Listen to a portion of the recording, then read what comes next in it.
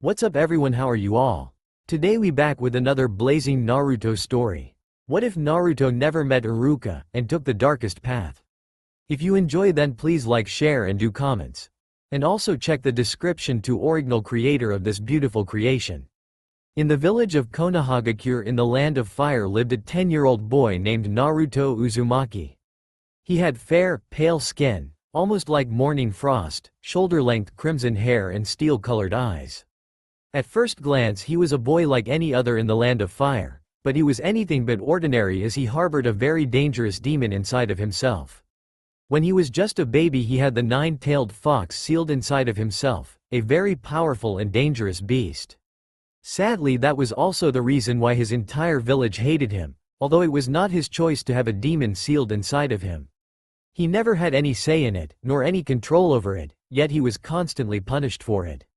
There rarely was a day when he was not hunted through the streets of Konoha, pursued by an angry mob, being insulted and beaten. Nothing he ever did or say ever appeased them, more just enraged them further. His classmates were not much better. Naruto was a very smart student, perhaps even the best at the ninja academy, yet it was all for nothing. No matter how well he did he was always hated and described as a loser. Sasuke Uchiha, who was considerably worse than him, was hailed as this prodigy and admired by all, yet was truly just mediocre, even though he was older than Naruto and had more experience. And with no parents he was truly alone. Nobody wanted anything to do with him, not even his teammates and his sensei. Kakashi only really paid attention to Sasuke, nobody else, not even Sakura, their last team member. Right now he sat in the crown of the highest tree in Konoha, looking down at the village. Everything seemed so peaceful and its people were going about their usual days, looking happy.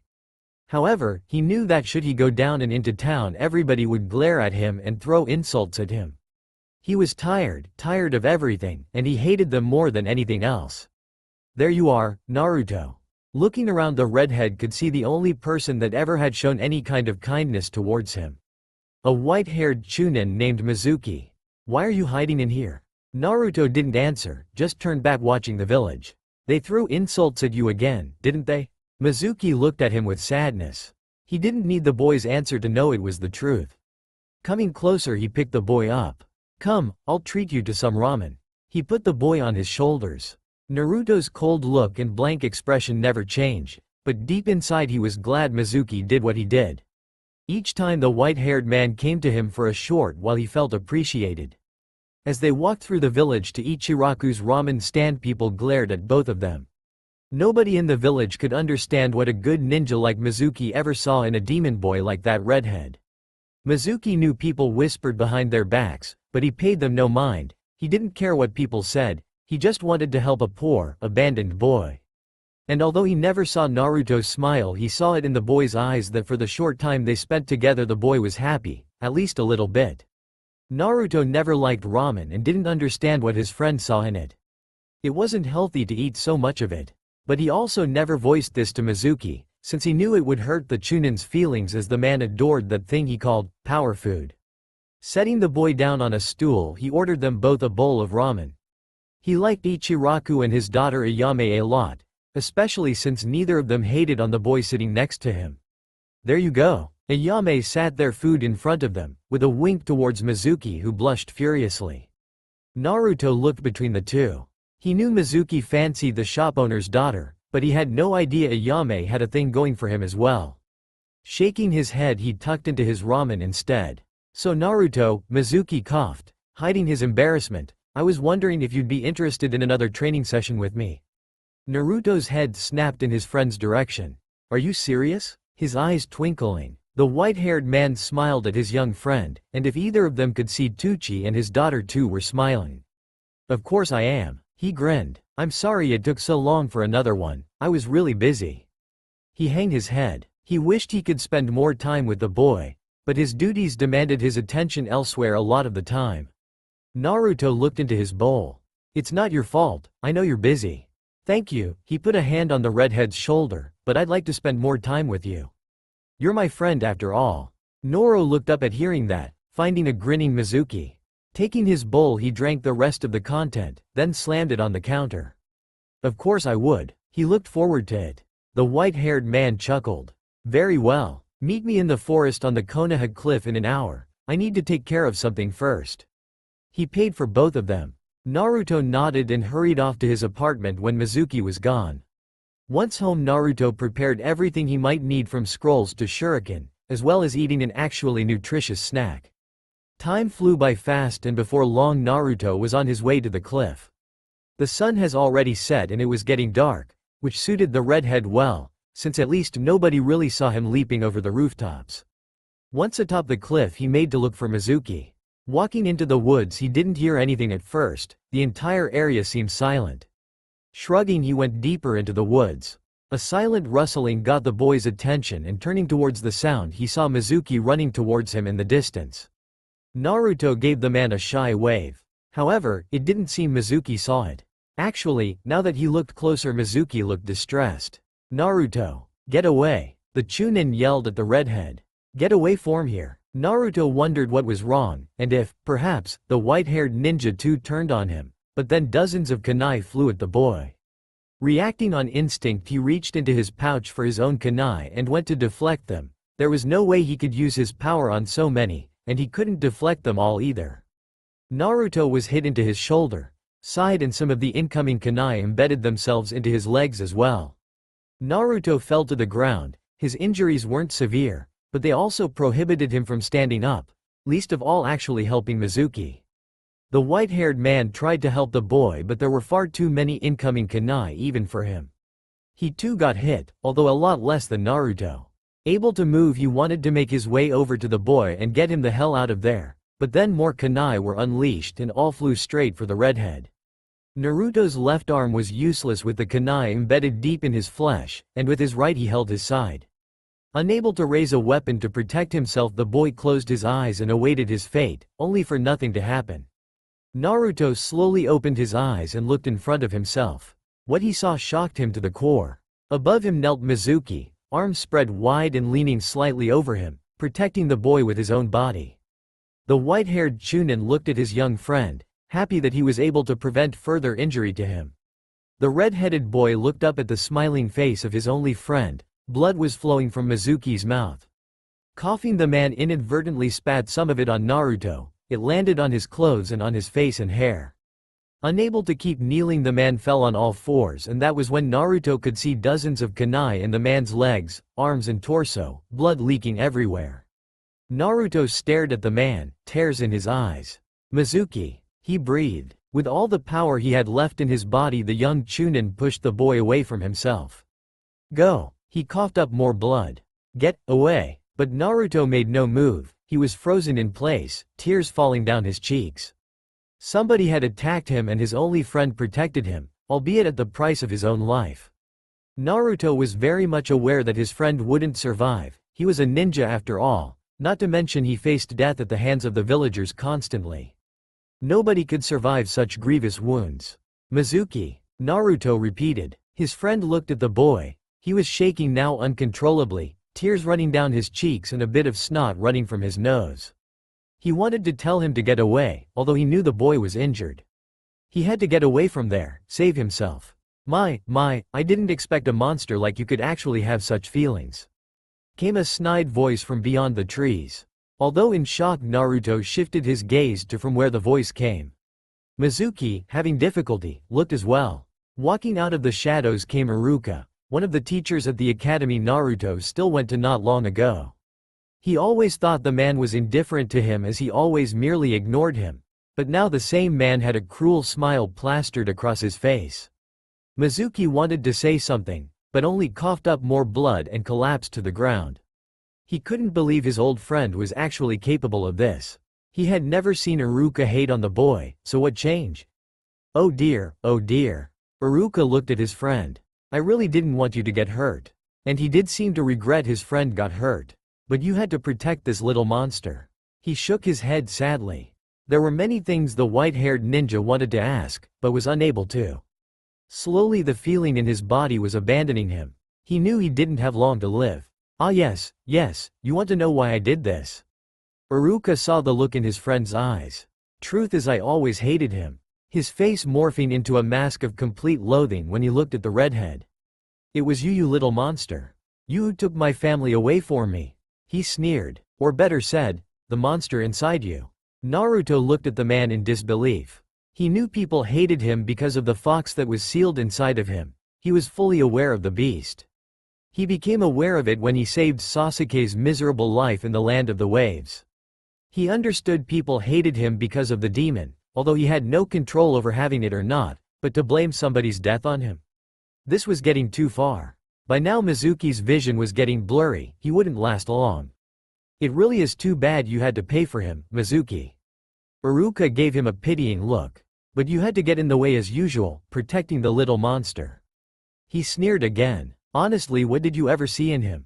He shook his head. Not that it matters. He took out another kunai and ended his friend's life, ending his suffering.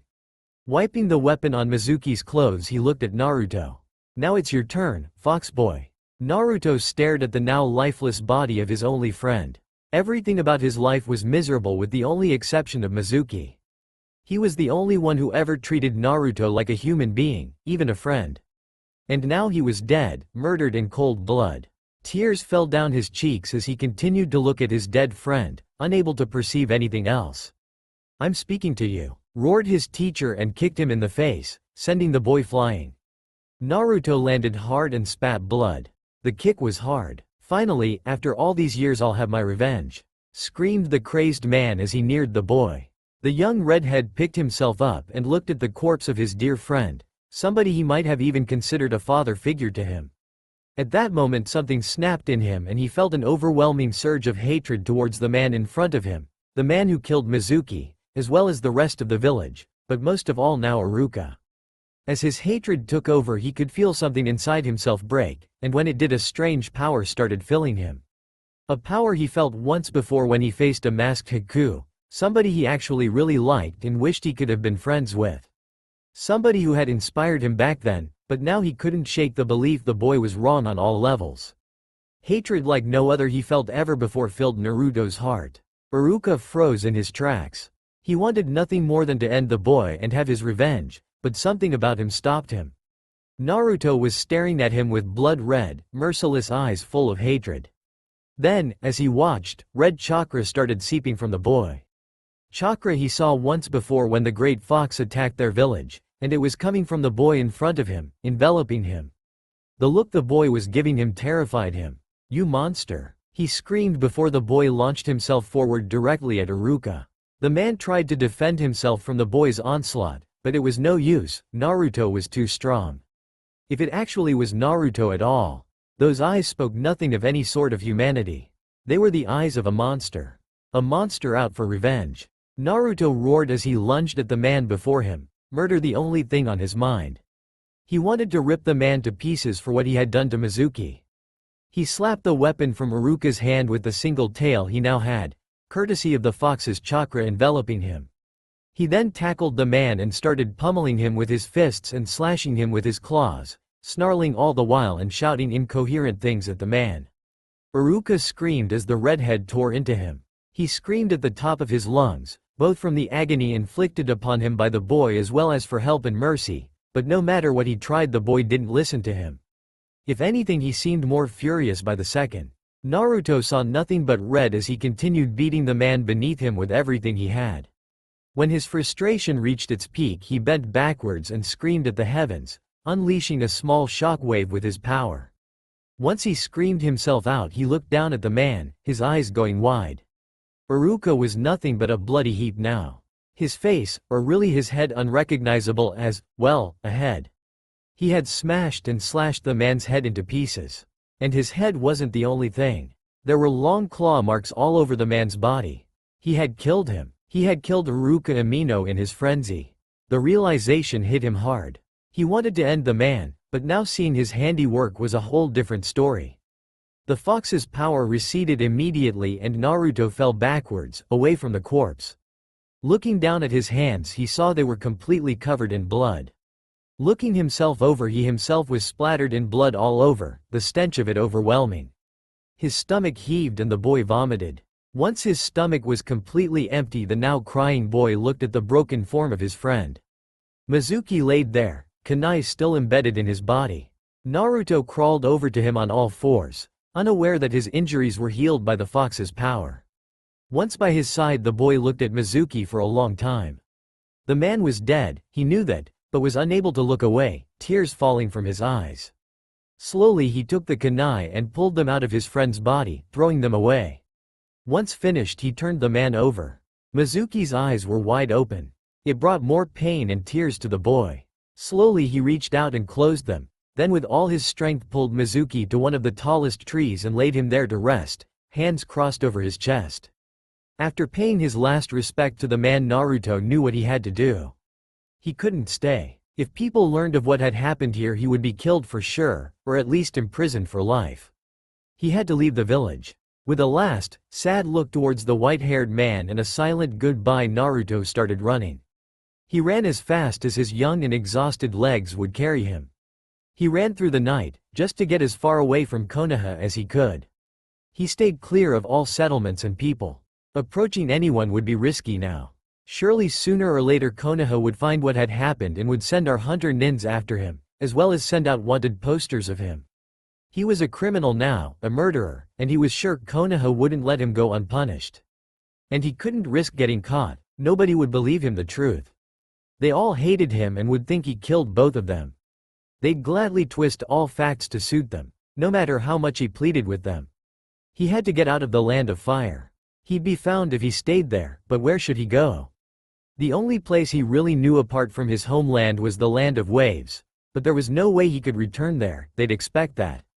Imagining the map of the villages they studied at the academy, he figured his best bet was to go northwest for now. He then could get into about 5 countries in the north and west.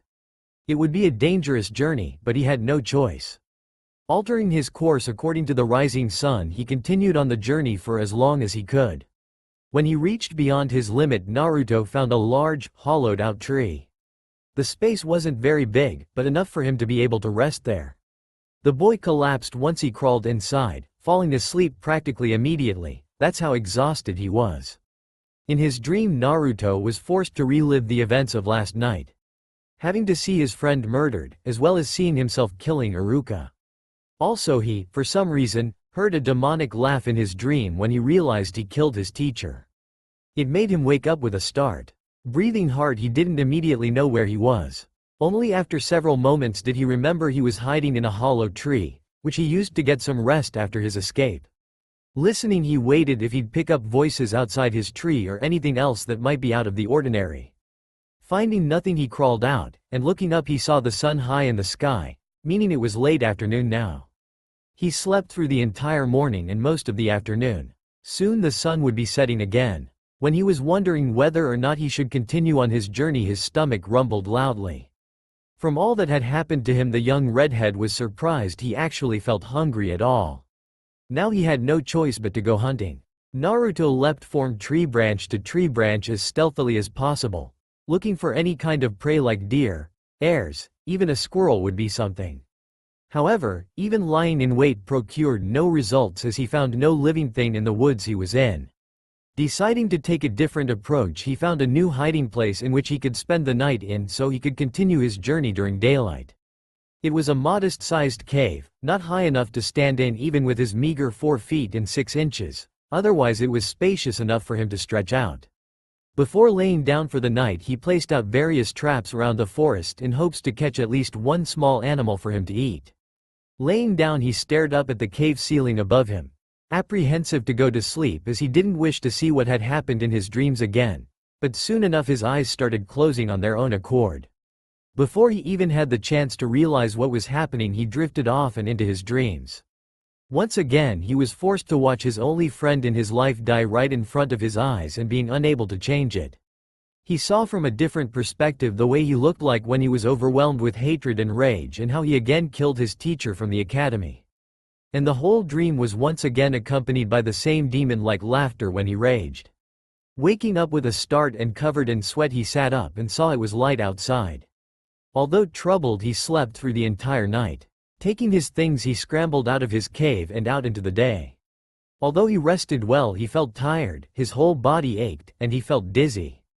He needed to find water fast, even more than food. He was dried up, he had no water since before the events in the forest of Konoha. Combined with his exertion of his running away, he sweated profusely because of it, and hence lost a vast amount of fluid in his body. How could he have been so careless? Such dehydration could have been easily avoided, now it could be life-threatening to him.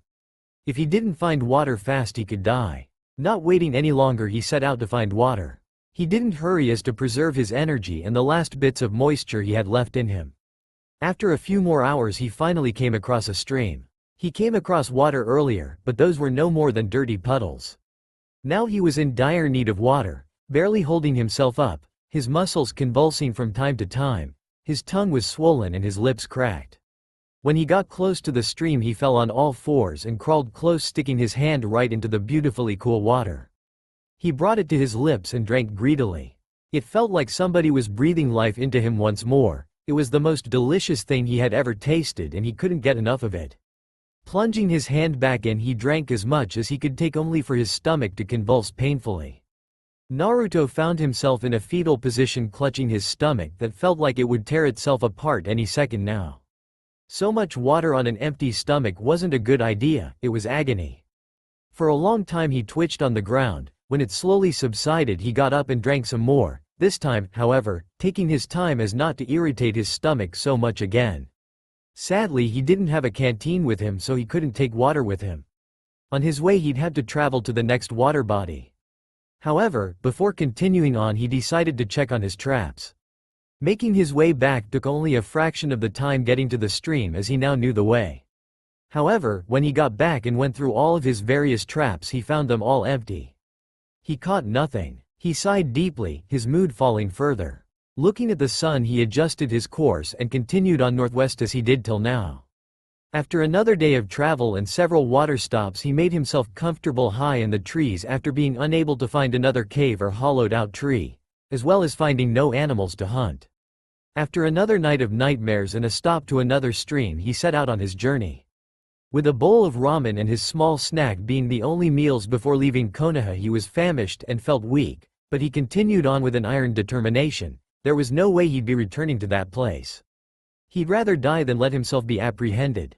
After a few hours of travel he stopped at a beautiful lake. The way the sun rays were reflecting from its surface was mesmerizing, and Naruto found himself staring at it for a long time before taking small sips. Drinking on an empty stomach became increasingly worse, and he wasn't sure for how long he would be able to keep going like this. He needed to eat something. After having his share he got up, and with a last look at the beauty he turned around only to find a team of 4 shinobi waiting for him. Naruto's eyes widened at the sight and he reflexively took out his kunai and prepared for combat, but he knew that they were older than him and at least Chunin. He wouldn't have had a chance even if he wasn't famished, but he decided he wouldn't go down without a fight if that was what they wanted. Looking at their Hite-8 he saw they were from one of the smaller lands surrounding the Land of Fire, specifically being from Takigakure. A feisty one, smirked a woman with blonde hair. Giving him a once-over she stopped. He was filthy and covered in what looked like dried blood. Looking him in the eyes they all could see the boy had a dark, haunted look about him. Judging from his appearance they believed something terrible happened to the boy. "What have we here?" She looked to the boy's forehead. "A Konoha nin." Naruto cursed himself, touching his forehead. He hadn't got rid of his Hite-8, his stupidity and his actions amounting. Feeling threatened now he growled at the ninnis, his eyes changing colors to blood red. "Oh, a little monster have we?" one of them remarked. This made Naruto snarl at them. He was sick of people calling him that. "Is it possible he's like her?" the woman's friend asked. The woman nodded. "So it would appear." She then turned back to the redhead. "Mind telling us why are you here?" Naruto remained silent, only growling at them. The woman shrugged. "Your choice." She turned to her comrades. "We'll be taking him with us." "Seize him," she commanded, and the 3 jumped him. There was no fight as they unarmed him in a blink of an eye and pinned him to the ground. Naruto wanted to use the fox's power, but one of the nins behind him knocking him out. Slowly coming to, he found himself bound, his face pressed against a wooden floor. It would appear he was in some kind of building. Raising his head he saw he was in a marvelous room fit for a king. Looking around he noticed the 4 that took him prisoner, then a man with long, dark hair standing behind a desk, and lastly a tanned, petite girl with mint green hair and orange eyes. She seemed a little older than him. "Ah, he's coming too." the long-haired man announced. Everybody else in the room looked at him. Naruto snarled at them, but was otherwise unable to do anything else as he felt too weak. The woman that ordered his capture smirked again. "He's a wild one," she commented. The long-haired man stepped around his desk and went over to him. Kneeling down, the man looked at the boy. Naruto could see the man had dark, but yet kind-looking eyes. "I'm Shibuki, the leader of Takigakure, where you are right now," the man informed the boy. "Would you mind telling us your name?" Naruto merely snarled again, only for him to be kicked in the ribs by the blonde woman. "Show respect, runt. That's enough, Yashimaru." He stopped her with a stern look. The woman bowed to him and stepped back. "Now if you could, please, tell me your name. If you do not, we will have to contact Konoha and ask them if they are missing a young ninja. And somehow I have a feeling that's not where you want to go." His hypothesis proved right as Naruto paled at his words. Sighing, the redhead decided to go along with the man's demands. "Naruto Uzumaki." The others gave him surprised looks. "And Uzumaki," muttered the woman, who was obviously the team leader. "Well, it's good to meet you, Naruto Uzumaki." Shibuki smiled, and the undid the boy's restraints, helping the redhead to sit. "Now tell me, why are you so far away from your village and covered?" He gave him another once-over, in what looks like blood. Naruto really didn't want to, especially since it was still all too fresh and painful for him, but he knew he had no choice, otherwise he'd be sent back to Konoha where he'd surely be imprisoned. And so he proceeded to tell them the entire story of what had happened to him only days ago, forcing him to abandon his village. It was difficult for him to speak of it, and he fought back tears all the while, but he managed. When he finished, Shibuki had a sad look in his eyes, and even the stern woman who kicked Naruto had a softer look about herself. "I'm truly sorry for your loss, Naruto." He gave the boy a sad smile.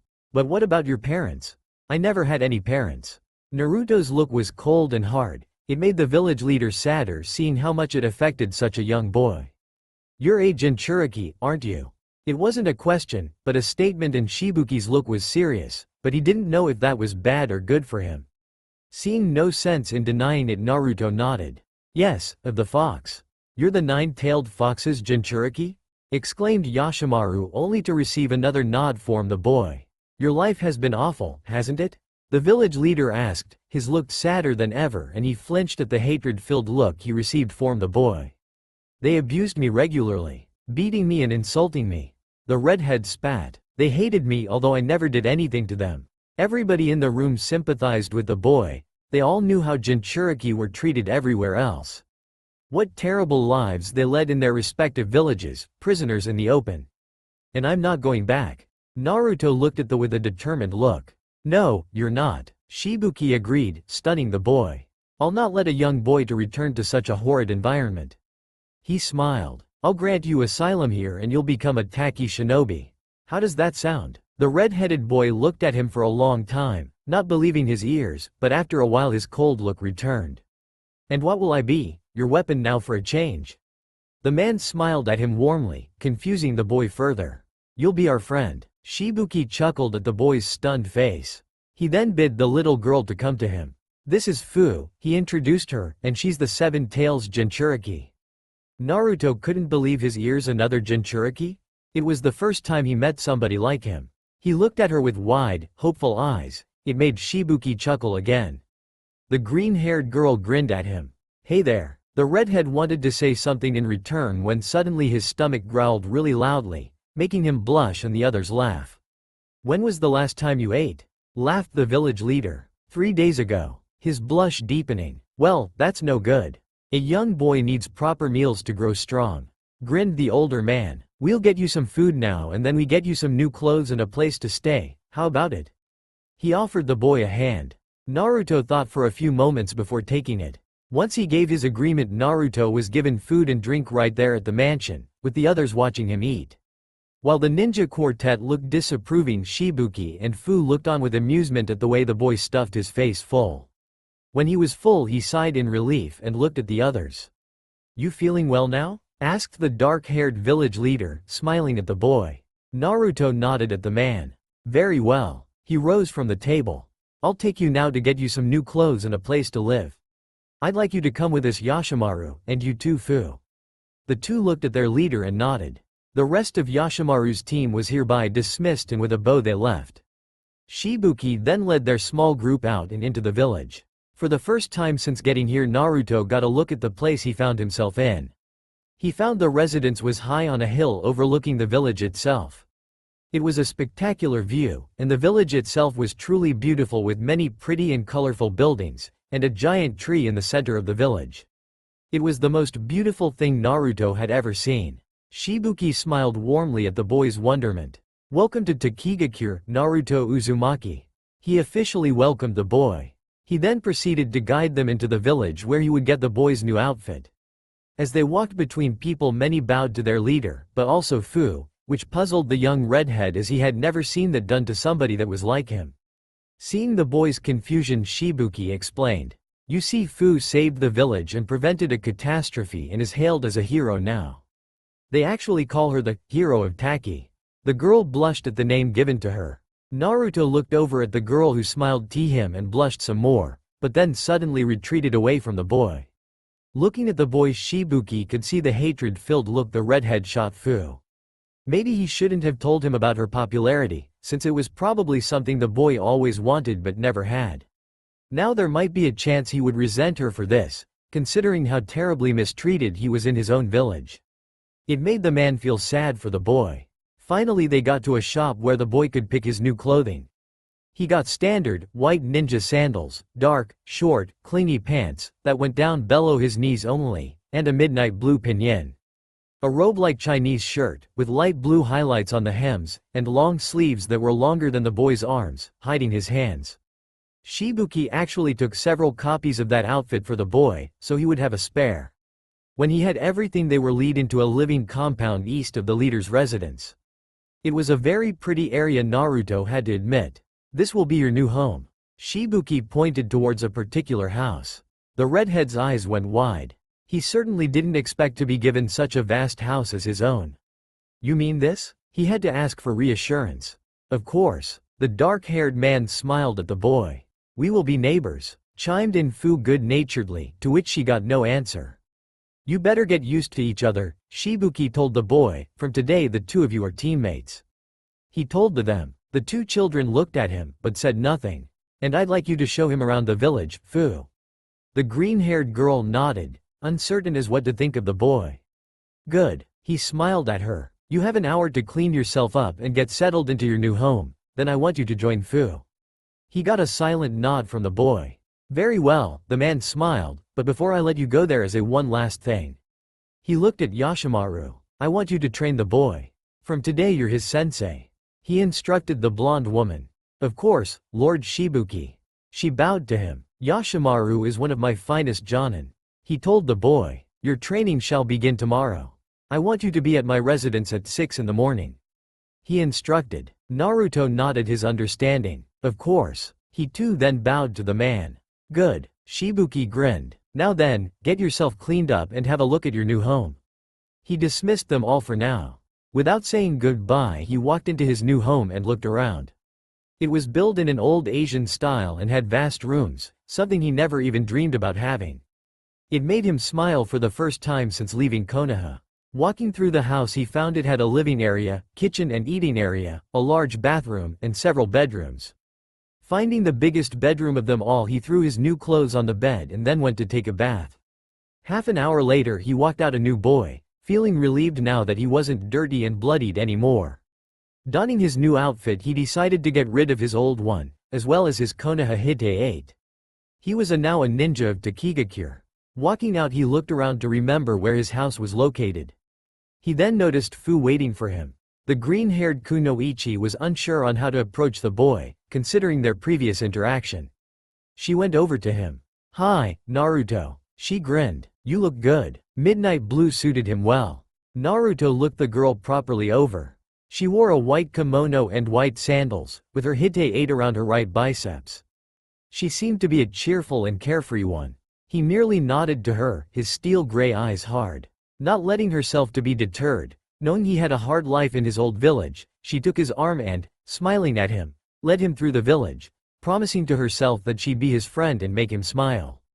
She led him around the town, showing him the famous landmarks, the shop district, the various living areas of the village, their ninja academy and arena, as well as their training grounds. Naruto had to admit their academy was way prettier than the Konoha one. Actually, their whole village was nicer. The only thing that dampened his mood was how everybody seemed to love Fu, waving to her and greeting her politely. He never knew any of that, and it kind of made him hate her for this, although he knew it was unfair towards her. It wasn't her fault, but he couldn't help it. She then invited him if he wanted to hang out, but he refused and walked back to his home, actually remembering where his new house was. Walking inside, he found an envelope on his dining table. Opening it, he found money in it, as well as a letter. "Here is your first allowance so you can afford some basic things for yourself. Your fridge is full for now though. Shibuki." Naruto reread the letter, then looked at the money. There was enough for him to buy some spare clothes and some ninja tools. It was actually a rather generous amount. Then looking into his fridge, he found that it indeed was full. It had milk, cheese, some meats and a lot of vegetables, which he approved of. He also found some fruit in a bowl on the counter. Grabbing a banana, he went out to look at his yard. The next morning at exactly 6, he stood in the village leader's office together with Yashimaru and even Fu. He actually slept really well in his new home. Better than he ever slept in his old apartment in Konoha. He felt more at ease here and enjoyed the peaceful part of town he was placed at. Perhaps things could finally get better for him. "Good morning, Naruto." Shibuki greeted him. "Your training begins today. Once we are finished here, I'll leave you and Fu to Yashimaru, as the two of you are now teammates." He told him, "I'll just need you to sign a few papers here." He pushed them towards the boy. Naruto took them and read through them, not taking any chances. He found they were just basic ninja agreements, and one asking for an asylum in Takigakure. With these he'd be officially a Taki citizen and ninja. Signing all of the papers, he returned them to his new leader. Shibuki took them and checked them. When he was satisfied, he nodded to himself and put them aside. Then reaching into his drawer, he took out a Hite 8 and passed it to the redhead. The boy took it and looked at it. It was a plain white Hite 8 with the symbol for Taki on it. He surprised everybody present when he actually smiled at it and then tied it loosely around his neck. "Welcome aboard, Naruto." Shibuki smiled at the boy. Naruto then actually knelt down before the man, surprising them once again. The dark-haired man stepped around his table and put his hands on the boy's shoulder, smiling down at him. He then bid him to stand up and the boy complied. "Now that this is done, you're officially a Taki shinobi and I expect you to do your best." The boy nodded at this. "Very well." Shibuki looked to his trusted officer. "They are yours now, Yashimaru." The blonde woman nodded and took command of the two children. "Follow me." She instructed them and led the way to the training grounds. Once there, she first wanted to test the boy and gave him a series of challenges ranging from kunai and shuriken throwing to his chakra control. Naruto grimaced using the metal weapons, but complied. Watching him, she made mental notes on what the boy's strengths and weaknesses were, as well as making up her mind as to what to prioritize with him. Once satisfied, she gave the order for them to attack her as a team to see how well they could work together and to see what third member best to pick for their team, if one at all. First to react was Fu, who started making hand signs and then exhaled a sparkling substance from her mouth, and as Naruto watched, he noticed their new teacher had to shade her eyes from the stuff. Obviously it was blinding her.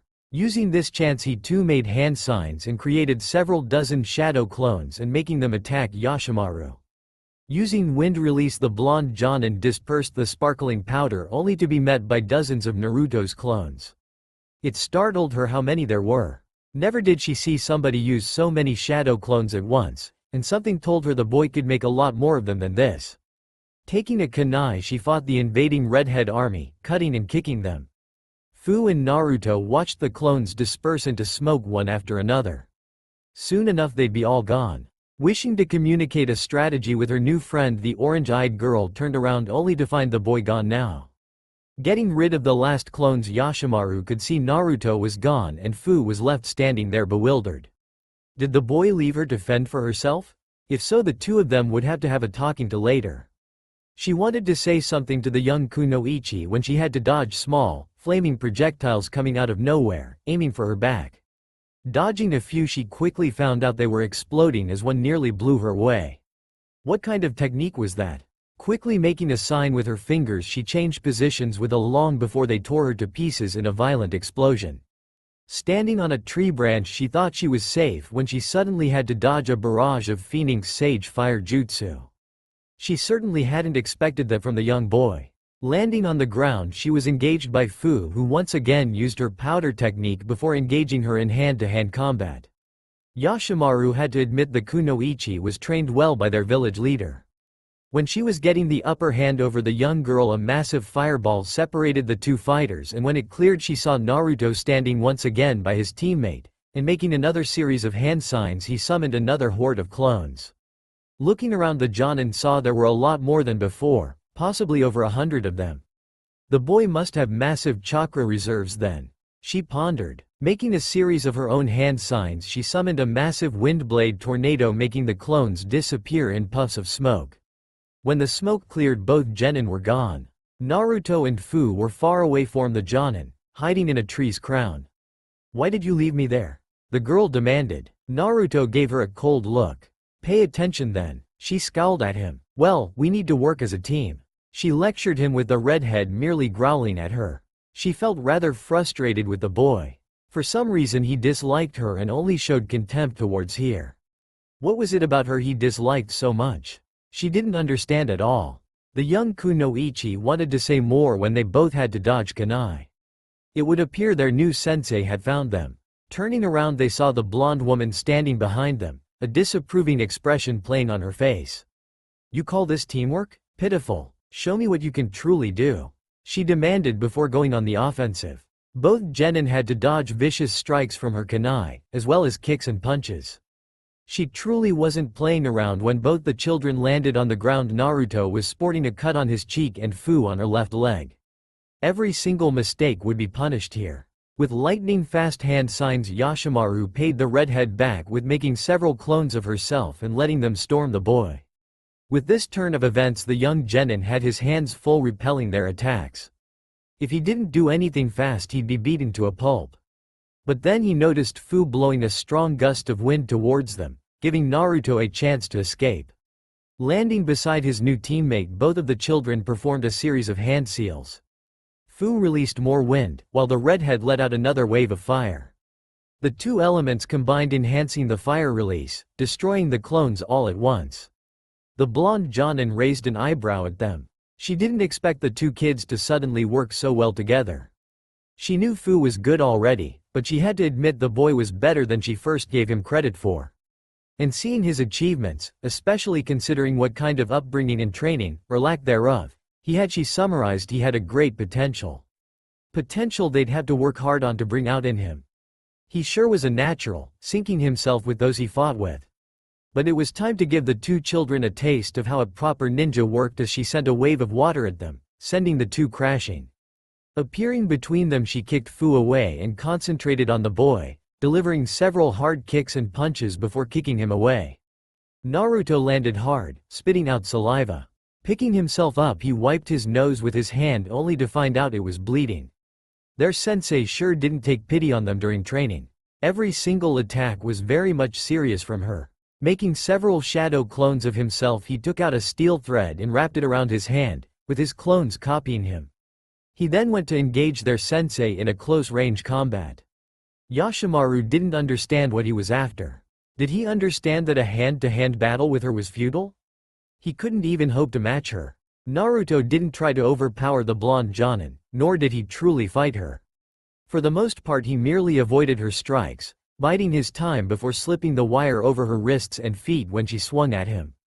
When Yoshimaru noticed what the boy was after, it was already too late. She was caught in the redhead's trap, getting tangled up in the wire. Before she could try and escape, the clones pulled on the wire and pinned her to a tree, immobilized. Once that was done, he took the wire into his mouth and then went through a series of hand seals. Snake, dragon, rabbit, tiger. Fire release. Dragon flame jutsu. He breathed a stream of fire along the length of the thin wire. It was a technique taught to him by Mizuki. And in this instance he promised himself that he'd make his friend proud. Their sensei watched the fire close in on her with apprehension. It may have been a mere C-class jutsu, but if done properly it was highly effective. The two genin watched as the redhead's jutsu hit their sensei, destroying the tree she was bound to. Fu then jumped next to the now panting boy. He put a lot of chakra into the technique. Too much perhaps. That was quite impressive, came a voice from behind the two children.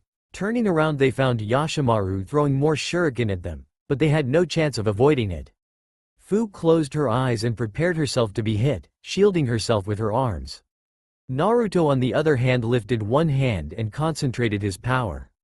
To Yashimaru's great astonishment the shuriken stopped in mid-air, only inches from the boy's hand. When nothing happened the orange-eyed girl opened her eyes only to find the weapons hovering in the air. It would appear her new friend had more tricks up his sleeve than any of them knew. The redhead then sent the projectiles back at their owner, but he was not finished there. Shuriken Shadow Clone Jutsu. He screamed as he made the hand seals. The weapons multiplied as they neared the blonde woman, and using his powers he directed the weapons at her, but it took a great toll on him. He would be able to keep it up only for seconds. The Jonin had no other choice but to retreat from the projectiles, using the trees for cover. It would appear that the boy had a strong magnet release Kekkei Genkei. Making a quick hand seal when taking cover she let the projectiles hit her. The two students watched the weapons slam into their sensei, sending her flying. They actually watched rather stunned. Did they just accidentally kill their new sensei? Then from behind they felt something cold touch their neck.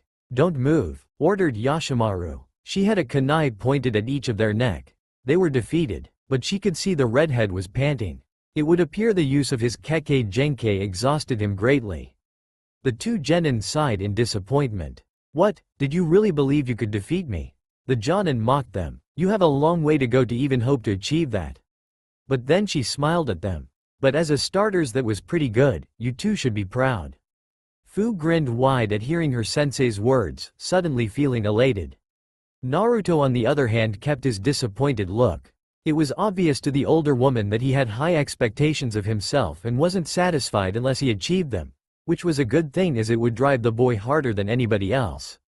The blonde Jonin went and put her arms around her students, hugging them to herself and smiling at them. Come, I'll treat you to some food. Fu cheered, while Naruto nodded and actually gave a small smile, surprising both. They then went to a restaurant in the village. Their new sensei ordered them both a nutritious meal, much to the disappointment to the mint green-haired Kunoichi who wished for something sweet. The redhead wrinkled his nose at her suggestion. That's not right for this time of day. It's always the right time for me. The girl puffed out her cheeks. It's not healthy. He glared at her. You'll only get fat. I will not. The girl was indignant. Yes, you will. He poked her forehead. Why are you so mean? She glared at him. Their sensei watched their banter with a fond expression on her face. Although she'd been with these two very shortly, especially the young redhead, with whom she had a bit of a rocky start, she kind of liked the two of them already. After they had eaten, Yashimaru released the two youngsters and left them to their own devices, while she went back to the village leader's mansion to report on their first training day. After knocking on the door she waited to be invited in. Once in his office she sat opposite the young man. What can you tell me about them, Yashimaru? He went straight to business. Fu did very well, as I expected of her. She told the man. You trained her well, sir, she is very skilled for her age. He nodded. And the boy? He looked at her. He's far more skilled than I expected. He will be a splendid addition to our forces. She began. He's already very proficient in fire release and with his shadow clones. It honestly staggered me how many he can use at once. She revealed with a smile. Shibuki saw that she was impressed by the boy's capabilities. Not a simple task to achieve as the Jonin had always high expectations. Sir, I also found out that he has a strong magnet release Kekkei Genkei. This news stunned the man. He used my own shuriken against me and guided them with his power. Which would also mean that he has a strong affinity to lightning and earth releases. Shibuki concluded. That is correct, sir, but it would appear there was nobody to train him in these skills. He can maintain control only over a short period of time. She nodded. He's also very high expectations of himself, making him a hard worker. The man nodded approvingly. I also noticed he is very adaptable to situations and people he is forced to fight with. She delved deeper into what she thought of the boy. I already have more ideas for his training. For the training of both of them. If trained properly, I'm convinced the two of them can be two of the best ninjas we've ever had. Shibuki already knew of Fu's potential as he himself trained her, but hearing the boy had a great potential as well pleased him. He wanted both children to be able to protect themselves come anything. Good, he nodded to himself. Train them both as best as you can and regularly inform me of their progress. Of course, sir. She bowed to him. Do you have somebody in mind to round up the team, if anybody at all? He inquired. Not yet, sir. The blonde woman shook her head. Naruto isn't the easiest to deal with. Which made Shibuki laugh. He already expected as much about the boy, although he hoped he would warm up to them and open up a bit more. He wished for the boy to be happy and tacky. I'll let you know if I think of anybody. She bowed again and then left. Naruto lay on his couch and thought about his first couple days in Takigakure. He had to admit he enjoyed it there. If these 2 days were any indication at all of how his life might be here, he was certain he would love it here and be able to fully commit to this village. After all, these 2 days were already better than his entire life in Konoha ever was. He certainly liked Shibuki, and although they were off to a rough start, he took to liking his new sensei as well. Fu was a different story, but he wanted to better himself with her. After all, she just wanted to be his friend. And what was more important to him was that nobody here hated on him and abused him. The people here showed him respect he had never known before apart from Mizuki. The following days were getting only better and better as was his training under Yashimaru, and so he fully committed to his new home and did everything he could to get stronger and be able to protect it and its people. For the following 2 years he and Fu trained relentlessly and were eager to learn anything and everything their sensei had to offer. Eventually they also got a new team member and were allowed to go on mission for the village. Naruto sighed again as he adjusted his kimono and hair. He was currently preparing for his undercover role as a female servant. Oh yes, he was. Neither of his teammates nor his sensei wanted to do this, and Naruto didn't blame them. He didn't want to be with these pigs of a man either, especially their target, but he understood why the girls didn't want to do this and left it to him. But his sensei forbade him to use transformation jutsu, saying that he needed to hone his undercover skills without the use of jutsu. And so he had to go old school and shave his legs and get a pair of fake boobs. He looked into the mirror as he proceeded to apply some makeup. The redhead was actually proficient in it as Yashimaru showed him how to do it properly and tastefully. He applied some light highlights to his eyelids and a bit of lipstick to his lips, just to enhance his looks. One last touch was a tiny bit of perfume. Looking himself over, he had to admit he actually thought he looked good. Maybe even better than Haku, somebody he once wanted to consider a friend. Giving himself a last once-over, he exited the bathroom and presented himself to his companions. His 2 teammates blushed upon seeing him, while their sensei just grinned. They actually had to admit he looked really good. His long hair, that now reached his mid-back, lay over his shoulder in a loose ponytail, and the bangs he left hanging over his face framed it very nicely. His tasteful application of eyeshadow and lipstick combined with his fair skin gave him a delicate look and brought out his steel-colored eyes. He wore a close-fitting, jade green yukata kimono with an orange flower design with a darker orange obi. On his feet he wore traditional clogs. If they didn't know better that he was a guy he would have easily passed. Well done, Naruto, you look great. Grinned Yashimaru. Good, I'm ready to get going. He answered in a higher voice, making himself seem more effeminate. Do you remember the plan? Their sensei asked. Yes, find the girl. They were instructed to find the daughter of the actual mayor of the town they were in as he was betrayed and his daughter kidnapped. The ring. The ring was a symbol of rule, and get the usurper alone. Correct. The team leader nodded. Also don't forget the signal so we know when to get to you and barge you out, taking the traitor prisoner and get the girl out at the same time. Way if you're late, the redhead threatened, making the other 3 snigger. Muttering under his breath, he left them and went to the mayor's residence where he was to serve and entertain the guests. Taking a deep breath, he went inside and started his job. Taking a tray with drinks, he mixed with the guests. He had to admit he felt rather uncomfortable the way people looked at him. Setting his discomfort aside, he proceeded with his job. Walking around the great room, he found their usurper. He had a pointy, fox-like face with dark, beady eyes and short, dark hair and a pointy beard. He was dressed in lavish clothes and his hands were adored with gold and silver rings. One of those rings their target. He was laughing with one of his guests and holding on to some young-looking girl who didn't look too thrilled to be near him. That was one part of the mission accomplished. Now he had to find the girl before engaging their usurper.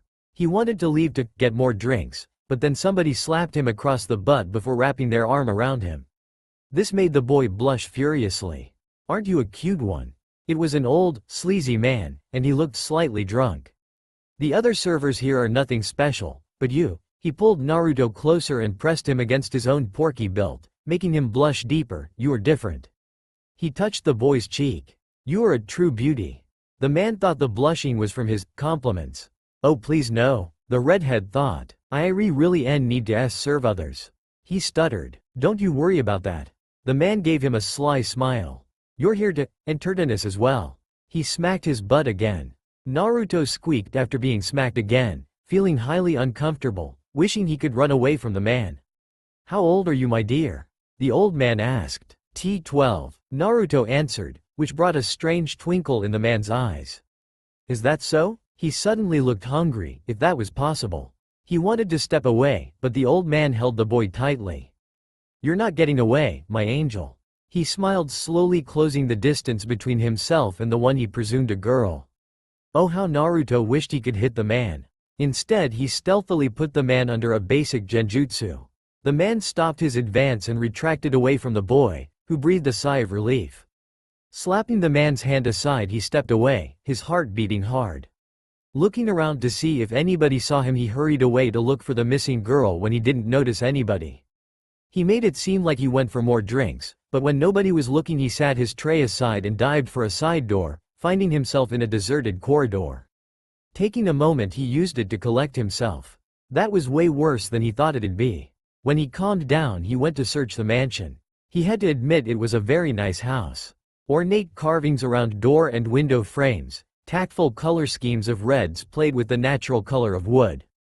Delicate flowers of reds, oranges and yellows were spaced out in the corridors at regular intervals, all in ornate vases. As he was sneaking about, he heard voices nearing him. Guards making rounds around the house. He wished now he had kept the drinks, so he could pretend he was ordered to take them some.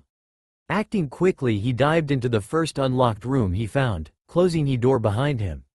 Breathing another sigh of relief, he wanted to wait for the guard to pass him when there was a cough from behind him. Turning around, he realized he hid in the security room. A room full of guards. If he could, he would have laughed at the silly, cliché-like situation. Maybe later, once he was out of this hellhole. "Did Lord Fujitsu send you to entertain us?" asked one of the guards. If Naruto felt uncomfortable before, it was nothing compared to now. He smiled awkwardly at the guards, some of which seemed to like it and take it as an invitation. "You're very pretty." One of the guards, a middle-aged man, came forward and touched his cheek. Naruto looked up at him wide-eyed and blushing. "Oh, there is no need to be afraid." The man grinned. The redhead swallowed hard. "Enough," came a strong voice from the other side of the room. Turning around away from the boy, the man gave him space to see an elderly man staring the guard next to him down. He was a grizzled man with a silvery, lion's mane-like hair. He must have been their superior. "Leave her be," he ordered. "But sir, Lord Fujitsu." He wasn't allowed to finish. "I don't care if it was him who sent her or not, I said leave her be." Now, the captain barked and the man next to the boy staggered away from the young redhead, looking disappointed with a few others. "Leave, girl. Go back to your duties at the party," the silver-haired captain said, not in an unkind voice. The genin gave the man a grateful smile and bowed before exiting the room. Once outside, he breathed a sigh of relief. The situation could have gone a lot worse than it actually did. He then continued searching the mansion, making extra sure not to barge into any rooms without making sure it was safe. Finding nothing on the ground floor, he climbed the stairs and peeked into the corridor. He immediately spotted a guard in front of a single door. It was where they were holding the girl prisoner. Making a plan in his mind, he went back to the kitchens on the ground floor. When there, he took some of the scraps and arranged them into something resembling a meal. Then, together with a drink, he placed both on a tray and hurried back upstairs, not bothering to mask his presence so the guard could hear him and not be suspicious as to why he didn't hear him approach at all. Upon seeing the redhead, the guard relaxed. "I was instructed to bring some food to the prisoner," Naruto told the man innocently, keeping his voice as feminine as possible for him. The man looked him over and then nodded, stepping aside. Once inside, he immediately spotted the girl laying on the bed, looking rather gloomy. Then again he didn't blame her. When she heard the door open, the girl lifted her head up. She was a young, delicate-looking thing, no older than him. She had wavy, blonde hair, reaching her shoulders, and kind, brown eyes. "You must be Shiori." Naruto instinctively kept his voice higher, making her believe he was a girl as well. "Who are you?" She was suspicious. "My team and I have been tasked by your father to get you out and arrest the traitor." He spoke quickly. "We are ninjas from Taki." This got the girl's attention. "Daddy sent you?" This brought tears of joy to her eyes. Of course he did. Naruto went over to her, setting the tray on her bedside table and put a hand on her shoulder. "He loves you. Can you get me out of here now?" She pleaded. "I'm sorry, I can't right now. It would foil our attempt to take the man prisoner at the same time." Her smile vanished. "But hey, I'll get you home today, that's a promise." He smiled at her. Through her tears she smiled back. "I'll leave a clone standing guard to make sure you're alright," he told her. "How are you going to do that?" She watched him as he got up and went over to the door. "Like this." He winked at her, opening the door. "Took your time in there." The guard seemed annoyed. "What were you?" He didn't finish as the redhead, whom the guard, though a timid girl, punched him in the face, knocking him out, dragging his limp body inside, binding him, and stuffing him into a closet. "Wow, she's strong," marveled Shiori. When he was finished with the man, he made a series of hand signs and created a clone that proceeded to transform itself into the guard. "Stay here, I won't let anybody hurt you." The girl nodded and Naruto left her. Leaving the clone to guard her door, he returned downstairs and, avoiding the guards making rounds, slipped back into the kitchens and out the back entrance with the excuse of helping others get more food and drinks. Once outside and out of earshot and curious eyes, he bit his thumb and after a series of hand signs called out a lizard. It was a small, green, spiky thing. He gave it a piece of paper with the information that he located the girl and where she was being kept, as well as that he left a clone guarding her. Then he set up his signal to his comrades, which consisted of a seal-controlled flare. Grabbing a box of drinks, he headed back inside, storing them for everybody to know before being given a tray with food and heading back out between the guests, serving them. The young redhead made sure to flaunt his looks for the traitor Fujitsu to notice him. They all knew the man's weakness for women, especially young ones. And so he adjusted his walk to sway his hips slightly suggestively. Men and women alike looked his way. Some dismissively, some appreciating what they saw, and a few with jealousy. But most importantly, his target noticed him. Fujitsu was speaking to several of his guests, strengthening his power hold over the village when he noticed her. She didn't flaunt herself like others did. No, every move she made was conservative, only enhancing her own beauty.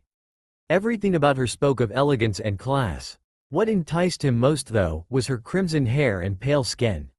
It was almost like morning frost, was the best analogy he came up with. It made his mouth water. It made Naruto uncomfortable how the man eyed him, but gritting his teeth he went on with his mission, making circles around his target, each time closer than before. He noticed the man take a deep breath when he passed him directly, smelling his perfume. When the girl passed him, Fujitsu took a deep breath, wanting to see if she wore a perfume. A soft, flowery smell invaded his nostrils. It was very subtle, and it suited her very well, making him smile. The genin continued his duties at the party dutifully for several hours, until the very end of it, and once the people started to leave he felt relieved. It was harder work than he expected it would be. He certainly had a new level of appreciation for it. When the last of the guests were slowly leaving, he was about to leave like the other servants when Fujitsu called for him. Just as planned. "Girl?" the man called. "You with the red hair and green kimono." Naruto slowly turned around, the other servers giving him a pitying looks. It would seem they all knew what the man was like and they felt sorry for the young redhead. "Yes, you." He smiled as he saw her turn around and look at him. "Would you mind coming here, please?" He smiled pleasantly. Taking a deep breath, the young ninja walked over and smiled.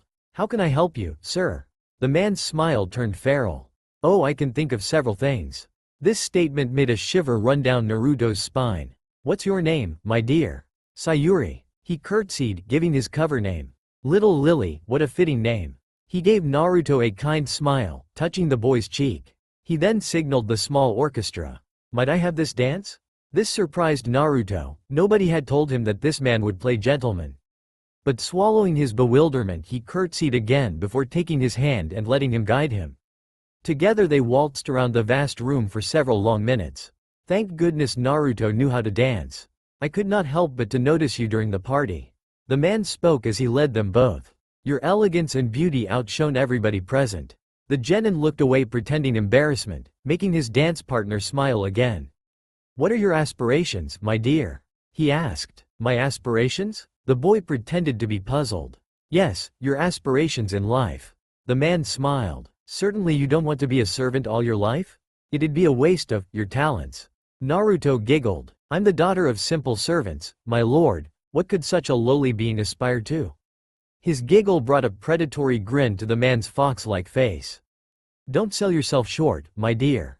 Once again the genin looked away. Soon, once I finish with some details, I'll be the unobstructed ruler of this village. He told his partner. Certainly you have heard of me? Of course, my lord Fujitsu. The redhead smiled. The traitor too smiled at the answer and twirled his dance partner. He liked the girl, liked her a lot. Then you know that a true leader needs his queen. The redhead looked up at him with a curious look. It would appear this was it. I'd help you achieve anything you might desire if you stay by my side, as my queen. Fujitsu smiled slyly. The way this statement made Naruto uncomfortable, he didn't need to pretend to blush. It happened on its own as the man's hand slid down to his butt. The boy swallowed hard. My lord, I'm merely 12 years old. The man's eyes twinkled more than ever before. But my dear, that's the finest age. He kissed Naruto's hand. Do not worry, I'll be gentle. He spoke as if it was already decided. The redhead looked away again, as in contemplation, then looked back. If that's what you wish, my lord. Fujitsu grinned victoriously. Splendid, my dear, splendid. With a single wave of his hand he dismissed the musicians, who exited with haste, some of them shooting Naruto more sympathetic looks. The man then kissed his hand again before offering him his arm, which the redhead took. He then proceeded to lead Naruto to his quarters. Walking through the mansion, the boy pretended not to know the layout and let himself be led. When they got to the door leading to Fujitsu's bedroom, the man opened the door for his new mistress before entering himself. Once the man walked ahead, Naruto made secretly the seal of acceptance, his hand into fist with the exception of his index and middle finger, which were extended, activating the flare, setting the signal off. The older man walked over to the bed before looking back at his companion who stood there by the door. He grinned. There's no need to be shy. The genin swallowed and awkwardly walked up to the man, hoping his team would come soon. He could take the man on alone, of course, but they needed to make sure his guards couldn't intervene, as well as get the girl, even though he left a clone with her. He needed to stick to the plan. Oh, how he hoped they would come soon. Stiffly he walked up to the man, his heart wanting to beat its way out of his chest. The man reached out and took him by the chin, arching his head up to look at him, then smiled and closed the distance between them, keeping his hand on the boy's face. Then slowly moving it, he touched Naruto's lips with his thumb, brushing over them. Touching her lips, Fujitsu found them to be pleasantly soft. The genin was urging his teammates in his mind to finally come. Fujitsu slowly leaned down, putting his other hand on the boy's back, going for a kiss. Naruto looked at him wide-eyed. Where the hell were they? Then something flew in through the window. The two of them separated and the redhead jumped back, his heart beating furiously. Looking who came in, he saw his sensei preparing for battle. Guards! Screamed Fox Face, obviously terrified of the intruder. Give it up, commanded Yashimaru. I'm the lord of this village. He sneered at the woman. Guards! He yelled again. Then the door flew open and armed guards ran in, pointing their weapons at the blonde Jonin.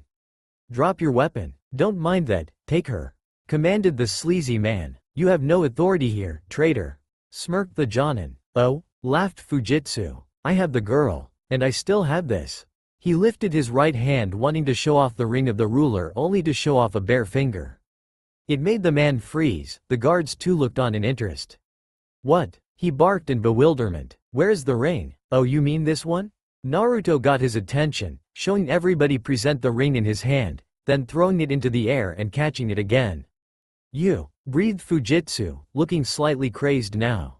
When? Yes, I. The redhead grinned, letting all pretense fall. When we were dancing, you didn't even notice when I slipped it off your finger. You're a boy. The man was stunned, looking him over. Surprise, surprise. Naruto grinned cheekily. I still got the girl. Fujitsu was desperate now. Not anymore, answered the blonde Jonin. Our two comrades are with her as we speak.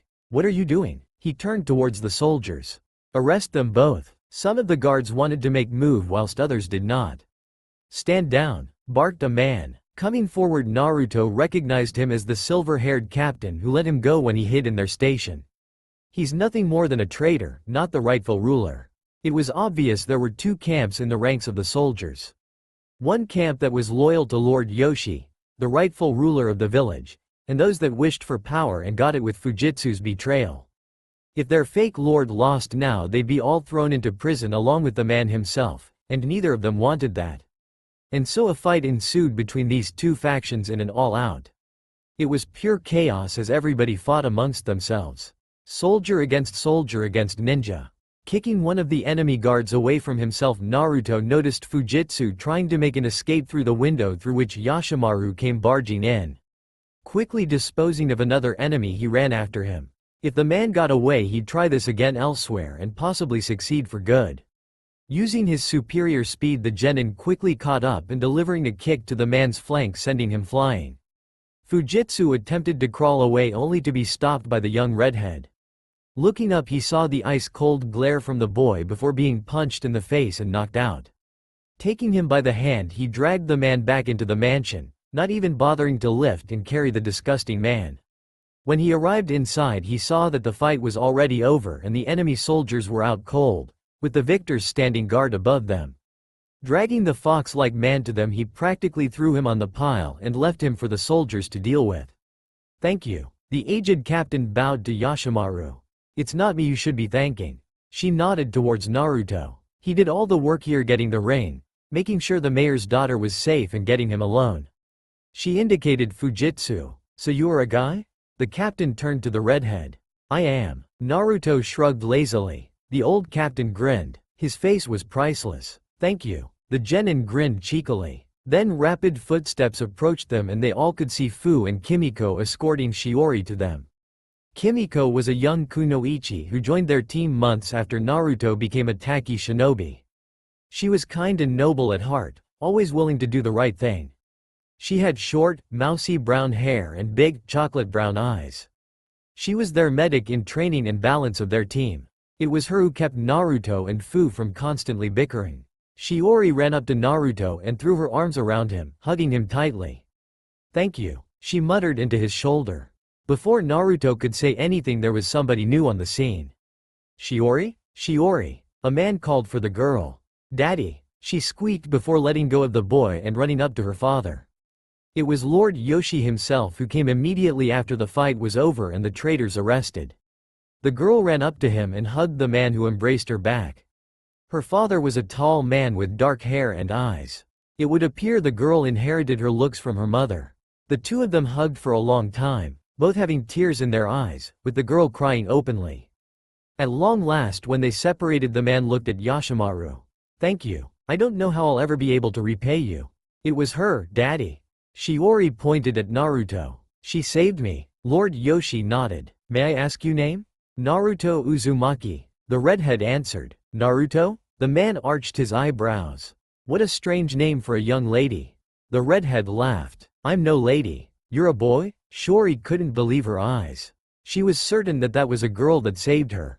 Correct. He nodded. Sorry for the deception, but I had a role to play. The lord chuckled at his daughter's bewilderment, then looked back at the boy in the kimono. Thank you for keeping my daughter safe. He nodded his head. How can I ever repay you? The redhead merely shook his head. It was my duty. The blonde Jonin gave the boy a proud look. The boy then walked over to the lord and handed him the ring. I believe this is rightfully yours.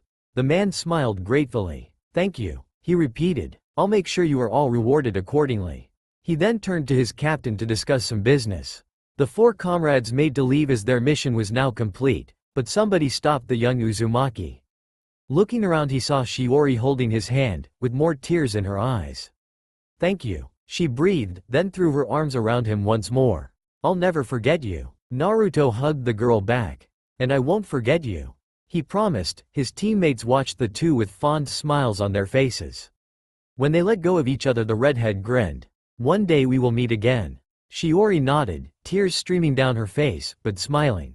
With a last wave, the shinobi departed and made back to their base for their belongings, and so that Naruto could change back into his usual clothes. "Well, Naruto, how was it to be a girl for a day?" Yashimaru asked with a grin, expecting the response. "Not half bad." The redhead surprised them all. He smiled at them. "Although I have to say I have more appreciation and understanding of certain things now after this experience." He shuddered at the recent memory. Their sensei smiled approvingly at the boy. Once again he surprised her with his attitude. "Glad to hear it. And you do look good." "That's how I feel." He made them laugh by running slightly ahead and performing a pirouette for them. The four comrades now stood in Lord Shibuki's office giving their report on the mission. The man looked fondly at the boy. The two of them grew closer over the past 2 years the boy lived in Taki. "I see." He looked up from the report. "Good work all of you, especially you, Naruto." The boy nodded in acknowledgement. "Tell me, what are your dreams for our village?" He surprised the redhead, who looked at him with interest, but getting himself under control he gave his leader a leveled look. "I want to make Taki and with it the land in the waterfalls the 6th grade shinobi nation." He surprised his companions as well as leader. "And I want to be the first to Kikage, and you are daimyo." There was a moment of silence in the room, everybody watching the boy in amazement, but everything about him told them he was dead serious and whatever he made up his mind about he would see to the end. "I see," Shibuki repeated, smiling fondly at the boy. "That's a big dream you have there. Some might say a fool's dream." Naruto shrugged. "I don't care what others would say, I will make it." And from his look they knew that one day he would. "Good, I'm glad." The dark-haired man smiled. "You are a true Taki shinobi, Naruto." This made the young genin and his friends smile. Over the 2 years the boy became a true Taki citizen. They were sure he'd do anything to keep the village, its inhabitants and his friends safe. "I wanted to ask this before I share certain news with you." Shibuki's look became serious. Konohagakure is holding Chunin selection exams, inviting all neighboring villages to participate.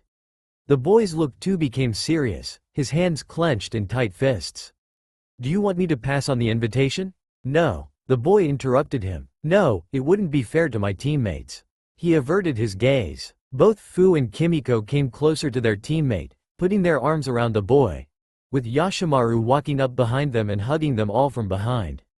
"We are a team, one for all, and all for one," Fu told him. "We know what they did to you, and so if you don't wish to return to that horrid place we don't care if we stay genin forever." Kimiko chimed in. The redhead looked at them with gratitude and put his arms around them in return, hugging them closer. After a moment he looked up at Shibuki who waited patiently, watching them with a fond look in his eyes. "Can they take me back as their weapon? Or even arrest me for murder?" "No, they cannot." Shibuki shook his head. "You are now a Taki citizen, and I'd send papers for the Hokage to know. As for any crime they might wish to fabricate against you, well, not without any concrete evidence, and even if they wished to proceed without any, or make it up against you, they'd have to go through me first." He explained to the boy, making the redhead appreciate the man who became his friend. "Any action without going through the proper channels would be an act of aggression, and I'm sure the Fire Daimyo would not stand for that, nor any of our allies." The redhead mulled all this information over before looking back up. "Then we will go." His look was resolute. The Taki leader nodded. "Very well, I shall send your application to Lord Hokage and emphasize your situation and demand his word that you shall not be harmed in any way. I will not risk anything for my friends." The boy looked gratefully at him after hearing this. It meant a lot to the boy that the village ruler saw him as a friend. The boy's teammates smiled at this. "Should all go well and you depart for Konoha, I want you to look after Naruto. Is that understood, Yashimaru?" Shibuki ordered his officer and friend. "Of course, my lord." The woman bowed to him. "Very well." He nodded. "I recommend you take the time you have till the exams for extra training." He grinned at seeing the resolute looks in all the 3 genin. A month later everything was set and they were prepared to go to Konoha. Shibuki assured Naruto and his comrades that the Hokage gave him his word that he would be treated fairly as a foreign ninja and nothing would be held against him. And so he and his teammates, together with 3 more teams from Taki, set out for the capital of the Fire Nation. The other 3 teams wanted to participate in the exams as well, but also having 4 Jonin watch over the boy was better than 1, just in case. As the 4 teams neared the village, they could see teams from other villages arriving as well. Just from seeing this, they were sure many would be participating. It would be no walk through a park these exams. The 4 teams approached the massive gates, and as they awaited their turn to be processed, they watched the other teams. They saw people from Kusagakure, Sanagakure, even Omegakure. One team, however, none of them recognized. They were only a single team, and they had a symbol of a note on their Hite 8. They were a curious bunch. A boy with a fully bandaged head apart from his left eye, a jacket with extra long sleeves and fur on his back. The other boy had spiky hair and a yellow jacket. And last, a girl with long, dark hair. All 3 were wearing gray, camouflage trousers. When their turn came, the Chunin taking their applications glared at the redhead after reading through his papers. Obviously they hadn't forgotten him in those 2 years. The young genin returned the gesture, as did all of his comrades from Taki. All of them liked their red-headed friend and would stand by him and protect him to the last if needed be from these ignorant fools. Is there a problem? Yoshimaru asked threateningly, making the Chunin back away. None at all, ma'am. One of them managed, then gave them a map and details of their living arrangements. Thought as much. The Jonin snatched the papers from the man's hands, and throwing them one last dirty look, she led their group into the village and to their living quarters for the duration of the exams. Once they were settled down, the 4 teams were allowed to wander the village if they pleased as much, while their Jonin senseis went on a meeting about the exams. And Yoshimaru wished to make a stop at the Hokage's office to tell the man to keep his lapdogs on a tighter leash, as she would not tolerate any such blatant disrespect to her student. So what shall we do? Kimiko asked her 2 comrades. The other 3 teams left to have a look around the village already. If you want, I can give you a tour, offered Naruto. That would be great, cheered the Fu. Are you sure it's the best idea? Wondered the brunette. Don't worry, it will be fine. The redhead waved her off and led the way outside. The first thing he showed them were the Hokage faces in the cliff. Wow, that's so cool, beamed the mint-haired Kunoichi. Is that the famed Hashirama Senju? Kimiko pointed the first's face. Yes, that's him, the man who founded Konoha, nodded Naruto. The face next to him is his brother, Tobarama Senju. And that one is the yellow flash, right? Asked Fu, pointing at the face on the far right. Correct, the boy nodded. Watching those stone faces brought back more bad memories than he expected. He once wanted to become Hokage so he'd command the respect of all the people in the village, but he since then realized that that was a silly dream. Respect should be earned on the basis of what kind of a person he was, not his position. Something the people here never understood. But this dream transformed into becoming the first to Kikage and transforming his new homeland into the 6th major power in the shinobi world, and he'd do everything to achieve it. He'd make the shinobi world a better place. Next, he lead them around the various training grounds and showing them the Konoha Academy. The sight of that building, however, brought a wave of hatred and sadness he had trouble controlling. It reminded him of the man who murdered his friend. Clenching his fists and without single word, he turned around and marched away, leaving the girls having to run after him. If he stayed there, he might have lost control over himself, like he did that fateful night. Naruto, what is it? The orange-eyed Kunoichi called after him. Only when he was far enough away from the dreadful building did he stop and let them catch up. When they saw his expression, both girls stopped in their tracks. The boy's expression was a mixture of intense hatred, grief and pain. He was blinking tears away, trying to hide them. It was obvious to them that the place evoked something in him. It's all right, Naruto. Kimiko placed a hand on the boy's shoulder. Let's go elsewhere, she suggested kindly. The redhead nodded and led the way to the Hokage Tower. Both his teammates looked in awe at the circular structure. It was very different from what they were used to in Taki. What they didn't know was that as they were looking up at the Hokage's residence, they themselves were being observed.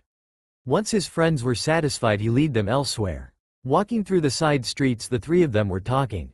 Well, Kimiko and Fu were. Naruto was mostly silent, reflecting on things. Before they could rejoin the main road again, their path was blocked. So the rumors were true, you came back, said one of the 3 blocking their way. There is no mistake, it is him. Hiruzen Sarutobi thought as he watched the trio eyeing his residence. There was no mistaking the red hair of his mother. The veteran Cage sighed. It pained him to think what had happened those 2 years back, but at the same time it was good to see the boy was alright and found real friends. Just a little while ago he finished his chat with the boy's sensei. She was a fierce woman and very protective of the boy. It warmed his heart to see.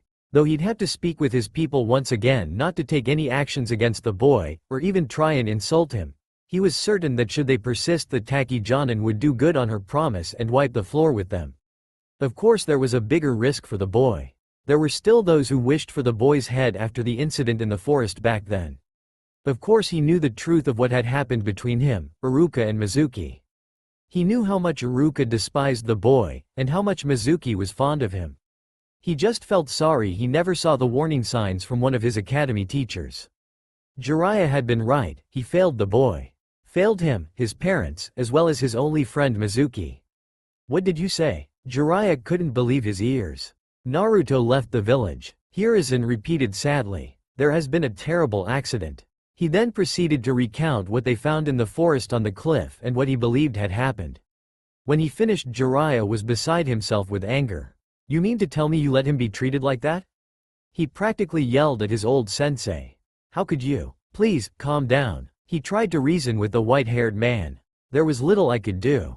That's nonsense and you know it.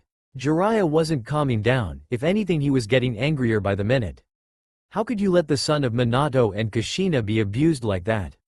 You dishonor both of them and their sacrifice. The old Hokage looked away in shame. Do you at least know where the boy is? Demanded the Sannin. No, I don't. He sighed. I tried to send teams to search for him in places he might go to, but he was nowhere to be found. The man looked in disgust at his old teacher. You failed them all, Sarutobi. He then turned and stalked out, leaving the old man stunned. Never did he call his sensei by his name before. Hiruzen sighed at the memory. He was angry with Jiraiya back then, but only because he knew his old student was right and it pained him greatly. And although he tried, not even the Sannin was able to locate the boy. It was like he vanished from Earth's surface. It was only later that he learned that the boy sought refuge in Takigakure and was accepted as a citizen. It saddened him and pleased him at the same time. Pleased because he knew the boy would have a better life there, but he was also in trouble. Hiruzen lost their only Jinchuriki, their weapon, and he feared some would be eager to gain it back, especially Danzo and the elders. After all, the Jinchuriki created a certain balance as well, and now Taki had too. Not that the old Hokage minded that. He never approved of using people as weapons for these demons, even less so children. He thought it barbaric, and never wanted anything to do with it. Now, however, their Jinchuriki was back and could be in danger, and he'd do anything he could to keep the boy safe and to ensure his safe return to his new home. He owed him that much at least. Naruto stared down his old teammate. The young Uchiha didn't seem to have changed at all, his look as arrogant as always. He was flanked by Sakura, a pink-haired kunoichi, and another dark-haired boy. What do you want? The two kunoichi closed around their friend. Just wanted to say, hi. Came a new voice from the left now. Looking that way they saw Kiba, Hinata and Shino from Team 8. Kiba was an arrogant loud mouth of a boy, always wearing a gray hoodie. In it he kept his dog friend. Hinata on the other hand was a shy girl with short, dark blue hair and white eyes. Nobody really knew how Shino was apart from his two teammates, as he never really exhibited any kind of personality. I'm sure Naruto is thrilled to see you. Kimiko's words dripped with sarcasm. Man, that hurts, grinned Dog Boy. And here we were just wanting to catch up with our old pal. I have no interest in you, Dog Breath, retorted Naruto. Kiba was one of the kids at the academy to regularly torment him. What was that, you loser? Growled Kiba. Kiba, mumbled Hinata. That's enough. Shino restrained his friend. What do you want here, loser? Sasuke shifted the attention back to himself. You betrayed our village and left. You're a rogue ninja. Both Hinata and Sakura watched the redhead with interest. He changed so much from what they remembered. Apart from his clothes change, his hair was longer, reaching his mid-back, and was held in a loose ponytail hanging over his right shoulder, and bangs hanging at each side of his face. But the most distinctive feature about the boy were his steel gray eyes. They were hard and full of seething hatred. Hatred for them. Funny, the way I see it is the village betrayed me. His voice was ice cold and hard. So, this is him. Came a voice from behind them. Turning around they saw a boy leaning against a wooden fence. He had long, dark hair, also held in a loose ponytail, and white eyes. He wore a beige-colored shirt, dark brown shorts and blue sandals.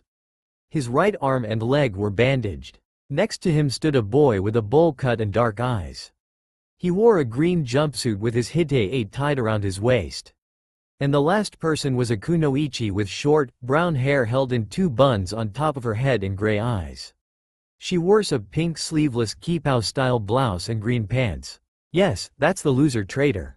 They saw a sneering girl with long, blonde hair, blue eyes, and wearing a purple outfit.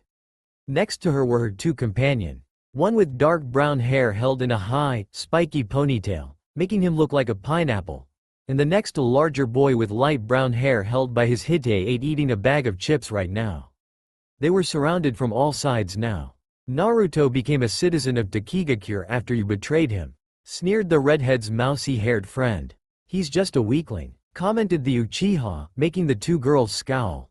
Full of yourself as always, aren't we? Naruto shot back the boy. Don't talk like this to Sasuke. Both Ino and Sakura sneered at him. It would appear they were fangirling about him as usual, but the redhead paid them no mind. Others on the other hand seemed interested in the exchange, especially Kiba, who gave them a savage grin. Don't talk to me like that, you loser. Sasuke ignored his fangirls. Come on, let's show the traitor proper manners. Grinned Dog Boy. Back off. It was Hoki, one of the other Taki genin, together bringing the three teams with him. Together they surrounded their friend, protecting him. Hoki was especially fond of the redhead as he once saved his life. Leave our friend alone. They all took fighting stances. This should be interesting. Kiba was ready for a fight. What's going on here? The Konoha genin all blinked as suddenly a blonde woman stood in the midst of the Taki team staring them down. Problems here? She looked at Naruto. Not from us. He glared at his old classmates. I'd back off if I were you. She glared at the enemy teams, making them sweat. And if you harass my student ever again like this you will regret it. The genin backed away at the threat. I won't show you any mercy just because you are kids. They all turned and vanished. Naruto was grateful for Yashimaru. The woman was extremely strict and hard in training, but she cared about her students and would protect them to the last. Thank you, sensei. He smiled at her as they all leapt over rooftops. Of course. She smiled back. Would you really beat them up, sensei? Asked Hoki. You bet I would. Her expression fierce, making the others smile. And if the Hokage won't keep them in line as I told him to, I will. She smirked, making the redhead appreciate her a lot more. Their teacher then led them back to their temporary home. Have you noticed it? He's radiating strength and confidence. A man asked his companion. They were both standing high on top of a building. Yes, he seems to have changed a lot. And none of the genin challenging him noticed it. Confirmed his companion, scoffing at the stupidity of the young ninjas. Indeed, how disgraceful. Smirked the first man. I'd have expected better. He commented, then both of them disappeared. The next day the young genin stayed all together when they roamed the city together and covered their friends back, despite all Naruto's ramblings. They could see many of the people glare at the young redhead, and seeing the way their friend was hated it made them subconsciously move closer around the boy. And they glared openly back at the people. Nobody would get away with disrespecting their friend like this. With yesterday's incident freshly on their minds they all understood why he hated this place so much. Konoha might have been a beautiful place to look at, but the people were rotten and spoiled everything good about the place. As they were walking through the village Naruto suddenly stopped in his tracks. Noticing this his friends too came to halt as a single body. Looking at the boy they could see he was looking in the direction of a particular stand. Naruto had forgotten about this place, but seeing it brought back all the good moments he had with his friend, and with it the only good times he ever had in this place. The Ichiraku ramen stand. He never was fond of the food, but seeing it made him wish to go there. What is it, Naruto? Asked Hoki. The ramen stand. My friend used to take me there. He revealed to his friends.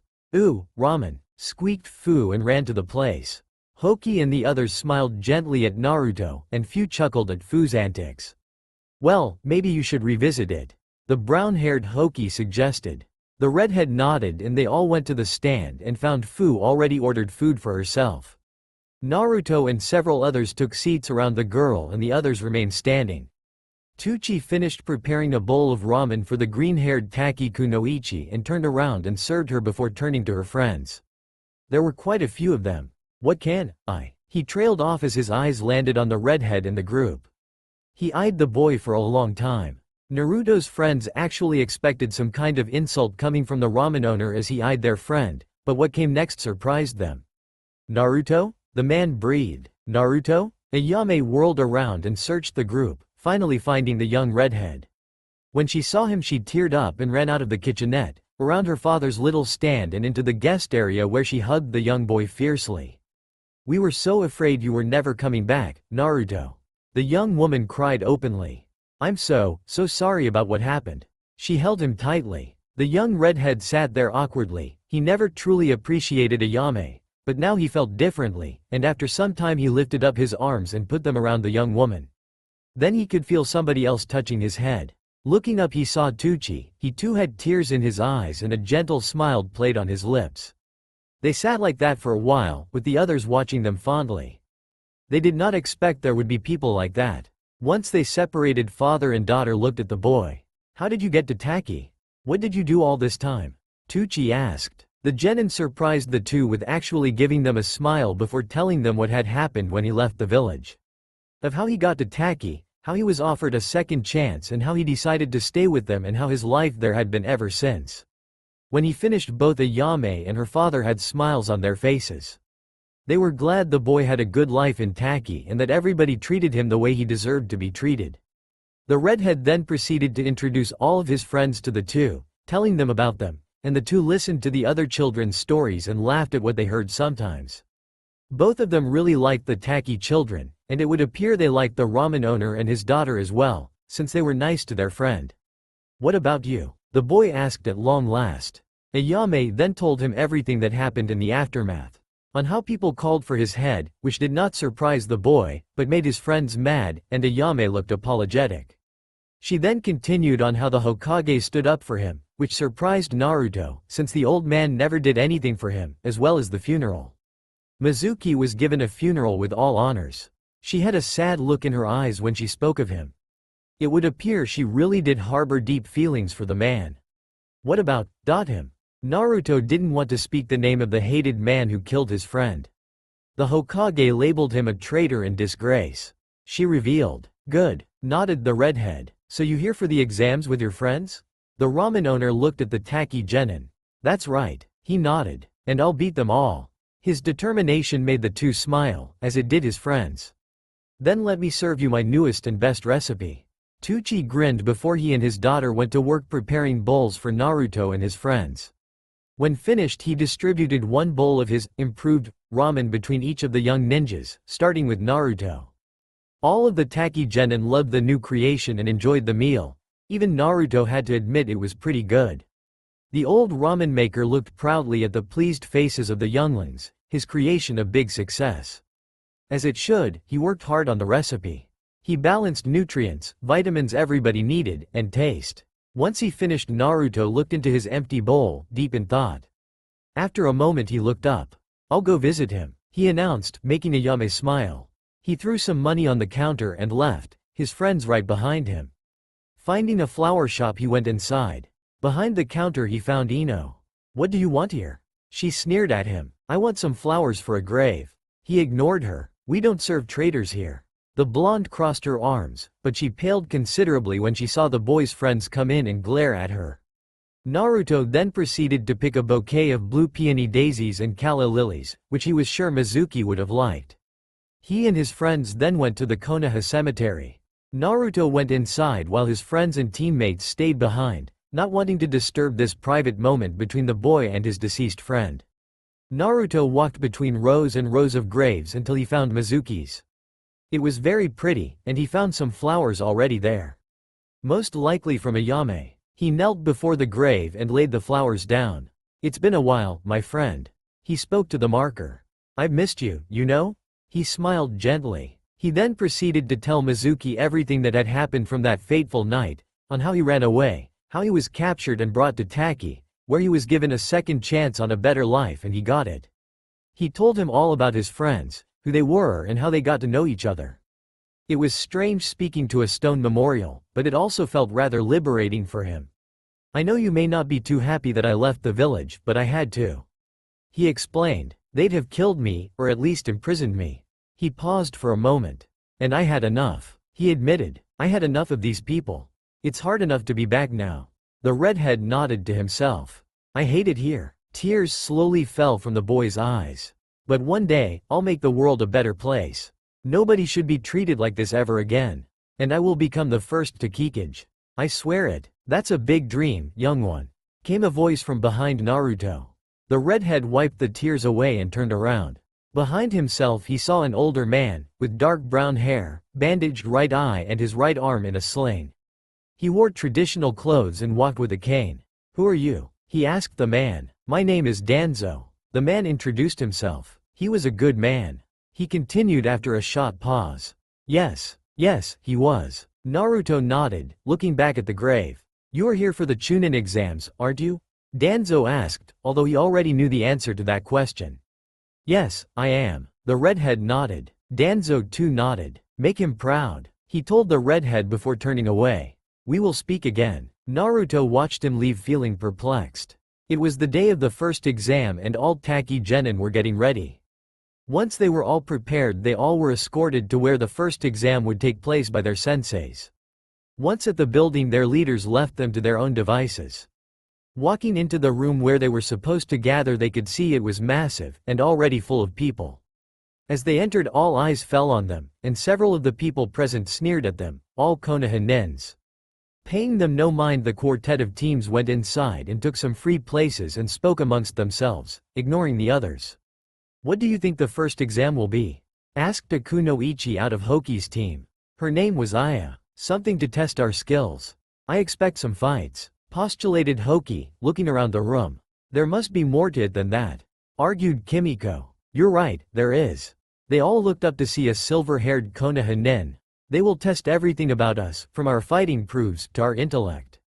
The boy smiled. And you are? Inquired Kimiko. Oh, I'm sorry, my name is Kabuto. The genin grinned, scratching the back of his head. It's not your first time taking the exam, is it? Asked Aya. The genin shook his head. No, it's my fifth actually. Fifth? Exclaimed Fu. Yes, I'm not very good. The boy looked embarrassed. Don't be so mean, Fu. Scolded Kimiko. I didn't meant to be. The green-haired Kunoichi defended herself. I was just surprised. It's okay. Kabuto smiled. My specialization is information, not fighting, hence why I'm here again. Information? Wondered the mousy-haired girl. Correct. The boy took out a deck of cards. They were all empty. These are special cards, they have information burned into them using chakra.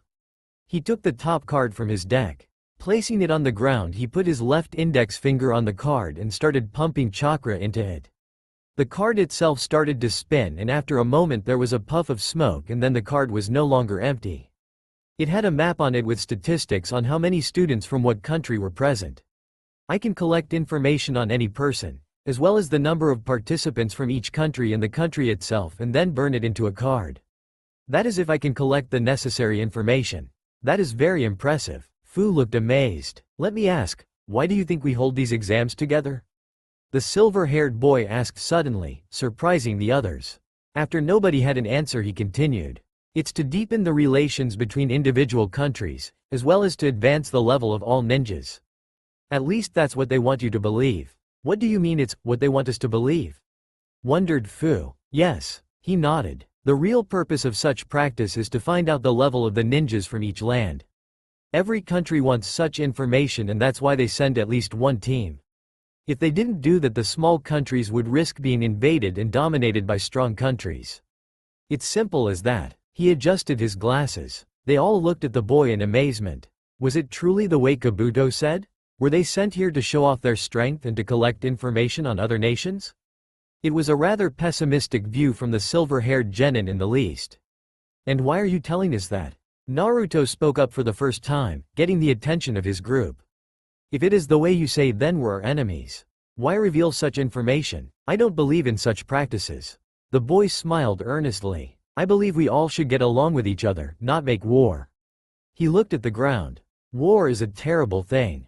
That's a noble thing. Fu smiled sweetly, prompting a smile from the silver-haired boy. Naruto wasn't so sure about that. Bust pushed those thoughts to the back of his mind. If there is anybody you're interested in, I can show you. He smiled knowingly. Sasuke Uchiha. The redhead spoke up, his expression serious. Alright, Kabuto smiled and took a card from his deck. Once again he placed the card on the ground and channeled chakra into it.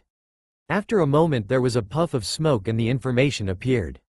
Sasuke Uchiha, age 13, his teammates are Sakura Haruno and a boy named Sai. He did 7 D rank mission, 1 C rank, 2 B rank and 1 A rank. I know the A rank one he did with you, Naruto Uzumaki. The silver-haired genin looked up from his card. So you know who I am?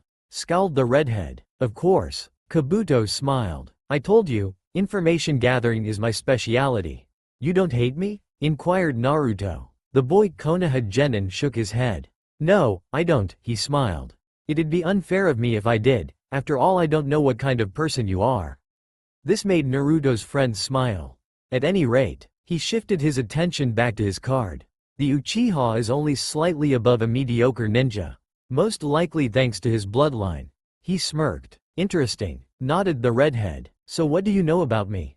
He inquired. Well, Kabuto took the card and put it back into his deck, a thing here and there, but after you left you're quite the unknown to me. I haven't been able to find out much about you. Naruto's expression stayed neutral, but inside he wasn't so sure if he believed what the boy told him. It's more difficult to find information on foreign ninjas, especially the team from Otogakure. Those 3 are from a small land that was only recently established. Suddenly there was a blur of motion and then Kabuto was lifted off of his feet and was held by his throat by an Auto Nin. The bandaged boy looked at him with contempt. What do you know, weakling? He sneered. His 2 comrades were right behind him, but they were in battle stances with their weapons drawn. Looking over his shoulder, Dosu looked what they were up to only to be met by a kunai to the throat. Looking slightly up he could see Naruto holding the weapon, a serious expression in his eyes. When did he move? Dosu wondered as he eyed his weapon. And where did he get that weapon? He noticed the redhead didn't have a kunai pouch on him. Naruto didn't wear a kunai pouch as others did, as he barely ever used them, but just in case he kept 2 sealed in armbands, 1 on each wrist. His 2 kunai that he did keep weren't the usual style either. They were way thinner than usual, made out of a different metal, making them lighter. They were longer, had a slight curve and were single-edged, with the back blunt and formed into an ornate fashion. The blade was carved with the symbol for Taki and between the 2 lines that made the village's symbol was the symbol for the Uzumaki, and from the ends a charm hang dangling. These kunai were specially made and given to the redhead by Shibuki, and he treasured them greatly. Back off. Naruto's tone of voice was calm, but had a certain edge to it, an edge that didn't go unnoticed by the sound trio. Everybody in the room was staring at them. They were wary of the redhead, they could tell he was a dangerous one. That's enough, came a voice from the front of the class. Quit this hostility at once or you'll all be disqualified on the spot. A man in a black coat and his Hite 8 used as a bandana ordered them. He was tall and had several scars running across his face. He must have been in many dangerous battles. He stood there with many others flanking him. Dosu looked back at Kabuto, then at Naruto, who still held the blade to his neck. You first, let him go. The redhead ordered. Dosu complied and only after that did Naruto lower his weapon. This isn't over yet. Dosu warned the Taki genin, only to receive a smirk in return. Grumpily he and his friends then left. I'll say this only once, there will be no combat between candidates. Not without the explicit permission of an exam proctor. And even then the use of fatal force is strictly prohibited. Do I make myself clear? He looked at the sound trio. Perfectly. Dosu nodded. He then looked at Naruto and his friends. And you, Taki nins? Naruto gave a mere nod before resealing his kunai. Good. The man gave a nod. Let's begin then. My name is Ibiki Morino and I'm the proctor of the first part of the exams, as well as your worst nightmare from here on. He smirked, making the genin in the room swallow hard. The man was not to be trifled with. Now I want you all come forwards one by one and hand over your paperwork. In return you'll each be given a number at random. This number will determine where you will sit. He looked them over. The written test will start once you are all seated. So the first part is a written test. Thought Naruto. Not exactly what I expected. One by one all the people went forward to give Ibiki their paperwork and then seated themselves where their number told them to. Fu was the first to reach the man in the black coat and was given the number 7. Hoki was next and he got the number 30. Kimiko was seated at number 50. Naruto was last to reach the man from his own team. Ibiki didn't even battle an eyelash seeing him, and he was given the number 21 and was seated near a window. Once they were all seated, they were all given a single sheet of paper upside down, with the test questions facing downwards. Obviously nobody was to read the questions before given the go-ahead. They were also each given a pencil and an eraser as well. Once the papers were handed out, the other people that came with Ibiki sat themselves all around the perimeter of the room with clipboards in their hands. Naruto sat in the third row and was currently looking at the people watching them. Why were they there? Naruto, came a timid voice from next to the redhead. Turning his head around, he saw Hinata Hyuga sitting next to him. I just wanted to say, gee, good luck. She gave a shy smile. Her hopes were crushed, however, when he gave her hate-filled look and ignored her. It made her sad. She partially understood why he hated them, but then she never did anything to him and never wanted to. She just wanted to be his friend, and yet the boy hated them all without difference. Alright, eyes front, barked Ibiki. I'll explain the rules now and I'll say them only once, and I take no questions, so pay attention. No questions? How strange, thought Naruto. Rule number 1. The written part of the exam is conducted on a point reduction system. He began. You'll all begin with a score of 10 points. 1 point will be deducted for each answer you get wrong in your tests. He looked the room over. Rule number 2. Teams will pass or fail on the total score of all 3 members. Wait, you mean we get scored as a team? Somebody in the room exclaimed. Silence. I told you, no questions. The man barked. I have my reasons for this. Is this about teamwork? Naruto wondered. He still remembered the first time Kakashi mentioned the importance of teamwork, and if they didn't work together he'd fail them all. And Yashimaru continued to foster this in her students. A team wins and loses together. He remembered her lesson, and he knew his friends did as well. Rule number 3. The sentinels you see positioned around the room are here to watch you for any signs of cheating. Ibiki grinned. And for every incident they spot they will subtract 2 points from the culprit's score. Let me warn you, their eyes are sharp, so don't even try it. If they catch you 5 times you'll be out before the tests are even scored. Anyone caught by the sentinels cheating doesn't deserve to be here. The sentinels around the room grinned. They'd show no mercy to anybody. For anybody to be called shinobi you have to show us you are worthy of that title. Ibiki grinned savagely. And last but not least, rule number 4. If a candidate gets a 0 and fail the test then the entire team fails. The last rule prompted a lot of muttering and some outcries from the class. Those rules were cruel and many voiced this. Enough, the man yelled. Are you ninjas or crybabies? He demanded. One last thing. The final question won't be given until 15 minutes before the end. You have 1 hour total. He then sat the clock. Begin. Everybody in the class turned around their testing papers and began to read. Naruto looked at the first question and began as well. It was a code to crack. Looking at the next question he was to calculate the trajectory of a shuriken as well as other things. Looking farther he could see the questions getting more and more difficult. These questions are all based on principles of uncertainty, requiring analysis of mechanical energy. All advanced and extremely difficult stuff. Not something an average student would know. He thought. Looking up he looked around the front of the room. Everybody seemed to be engrossed in solving their test problems, and the sentinel's eyes were glued to them. Looking back at his paper he had to admit it wouldn't be easy for him either. Fu was for once completely serious as she read the paper. Those questions were nothing for novices. How are they expecting us to pass without cheating? She thought. Actually, she paused, they don't seem to be very interested in the test at all, just to make sure none of us cheat. She chewed on her pencil, deep in thought. But why? She wondered. Why not send anybody out when caught the first time? It made no sense to her. After a few moments she stopped chewing on her pencil and just stared at her test paper. Naruto and Kimiko read through all of the question when they heard a voice in their heads. Guys, I got it. It was Fu, using her secret technique to connect their minds together. It's not about the test or our knowledge, but about our ability to gather information. They want us to cheat. Hearing this, things clicked together for her two friends. Of course, that's why the Sentinels, shinobi gathering intel, cannot be caught, or it might mean death for them. This is to test our stealthiness, confirmed Kimiko. Right, that's why only a 2-point deduction. The redhead spoke in his mind. They are giving us a chance to notice that they saw us and improve. Anybody taking this lightly will be thrown out with his whole team. It's not merely about gathering information, but about the power of observation as well. Correct, confirmed Fu. In that case we are already ahead and have an advantage, smirked the mousy-haired girl. Fu was about to respond when a kunai flew past her head, hitting a test of somebody sitting behind her.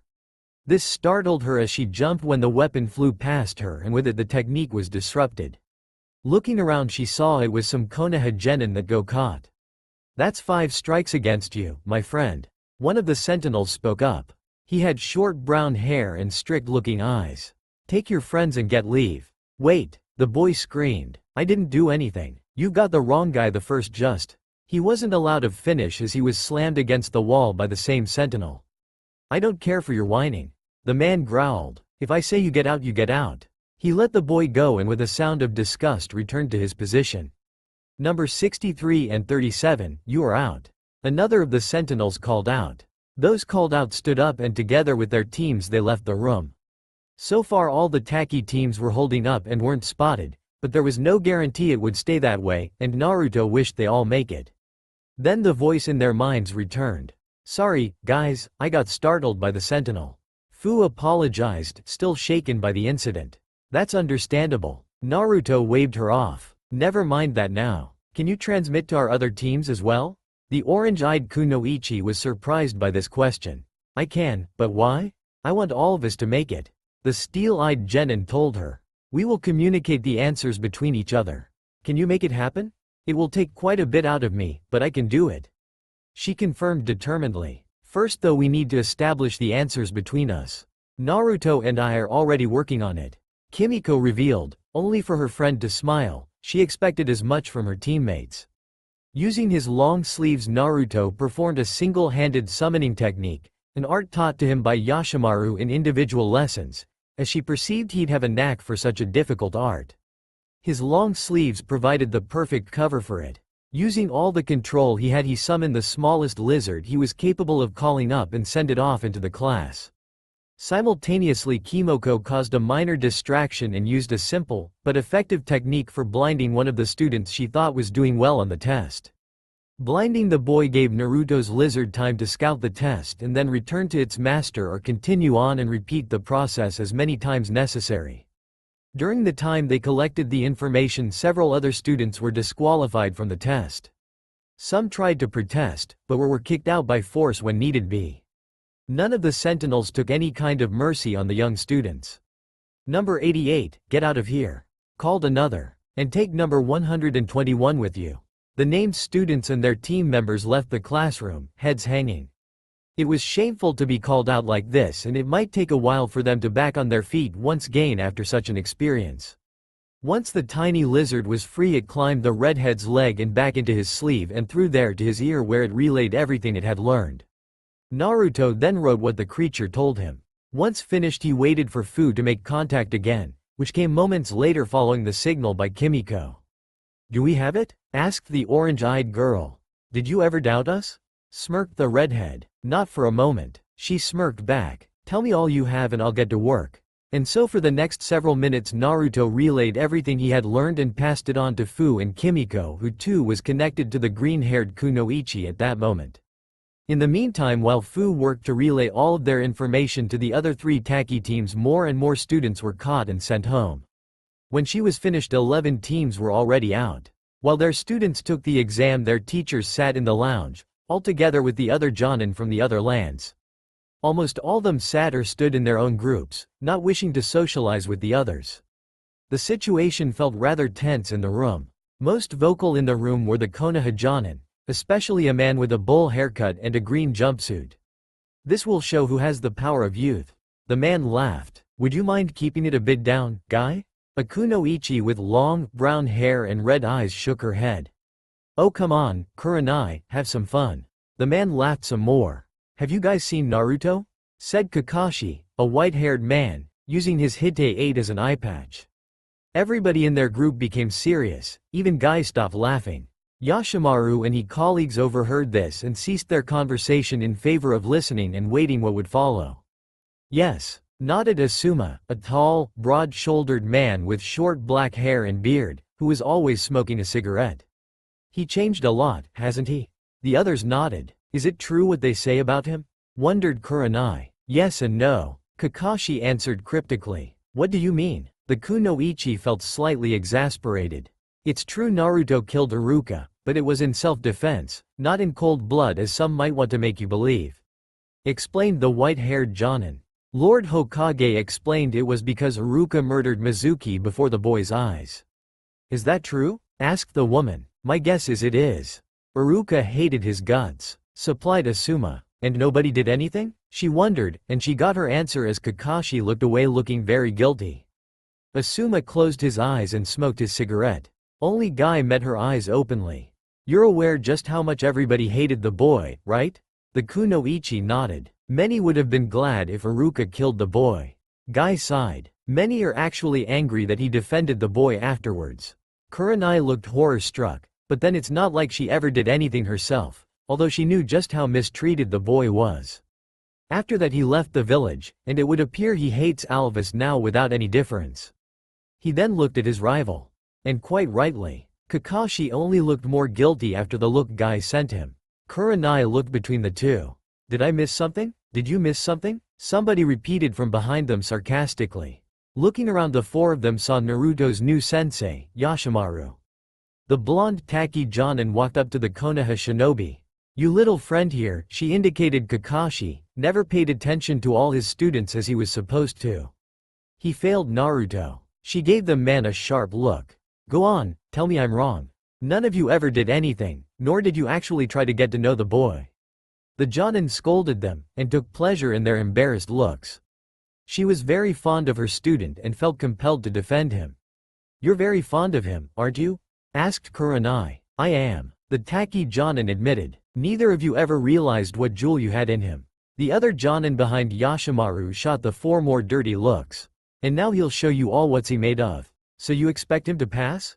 Asked Asuma. Obviously I do. The blonde woman scowled. He's far more capable than you ever gave him credit for. He'll have a hard time nonetheless. Commented the bearded man. And why is that? Demanded Yashimaru. Their first proctor is Ibiki. He revealed. Yashimaru and her friends didn't understand what the man was talking about. So they put that sadist in charge of the first exam? Wondered Kakashi. Sadist? Kurenai didn't understand either. Ah yes, you're pretty new as a Jonin. Asuma smiled. Ibiki is a master interrogator. He doesn't need physical torture to get information. He is capable to get same results, if not better, by playing mind games with his subjects, breaking them mentally.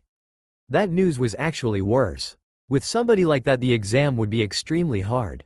He'll play them until they break and quit of their own accord, making them believe they made the right decision, just to weed them out. Added the white-haired man. When the Konoha Jonin were finished with their explanation, the entire room was listening. Everybody wanted to know what kind of examiner their students were given, and hearing the news made them worried. The head of the Anbu interrogation team was well known and feared. Nobody wanted to make an acquaintance with the man. The room was entirely quiet after such news, only for it to be broken by the blonde Taki Jonin. Yashimaru chuckled at the others' reactions. Everybody else looked at her incredulously. Are you not worried for your students? Demanded Kurenai. Of course I am, the woman revealed. But she got everybody's attention. I have faith in my students. Good luck to that man actually breaking them. The Taki Jonin then walked away talking amongst each other. The Konoha four looked after them bemused. Only for Guy to break the silence, barking out a laugh. That's the power of youth. It was 15 minutes till the end of the exams. The man in black slammed his hand onto the chalkboard, getting the attention of all the remaining students. It's time for the main event. The man smirked. From now onwards, any of the questions you just answered are irrelevant and won't be counted into the end score. He revealed. What? Many in the class exclaimed. What do you mean they are irrelevant? Somebody else demanded. You've got to be joking. A Suna girl shouted. What the hell is this? Kiba Inuzuka demanded. Enough, barked Baki. If you don't like it then leave. He scowled at all of them. After this the class went quiet, but they were all angry with their examiner for this strange game. Irrelevant? Then what's the point in all of this? Wondered Naruto. But before I can give you the last question I need to give you the last rules. He told them. These rules are not like the others, they are unique to question 10, so listen carefully. Ibiki smiled. But I warn you, they are not for those with a weak stomach. People around the room looked rather shocked at the last part. What kind of question was it that not even everybody could stomach the rules? The man in the coat looked around. I take it that since you all stayed you are up for it. He gave a sadistic smile. Very well, rule number 1. Each of you can decide not to be given the final question. Everybody in the room was stunned at this strange rule. You can choose not to be given the question? What nonsense was that? What sort of trick is this? A Kusagakure nin demanded. It's no trick. The man shook his head. It's a choice I'm giving you. And so what's the catch? A blonde Suna Kunoichi followed up on the previous question. What if we choose not to do it then?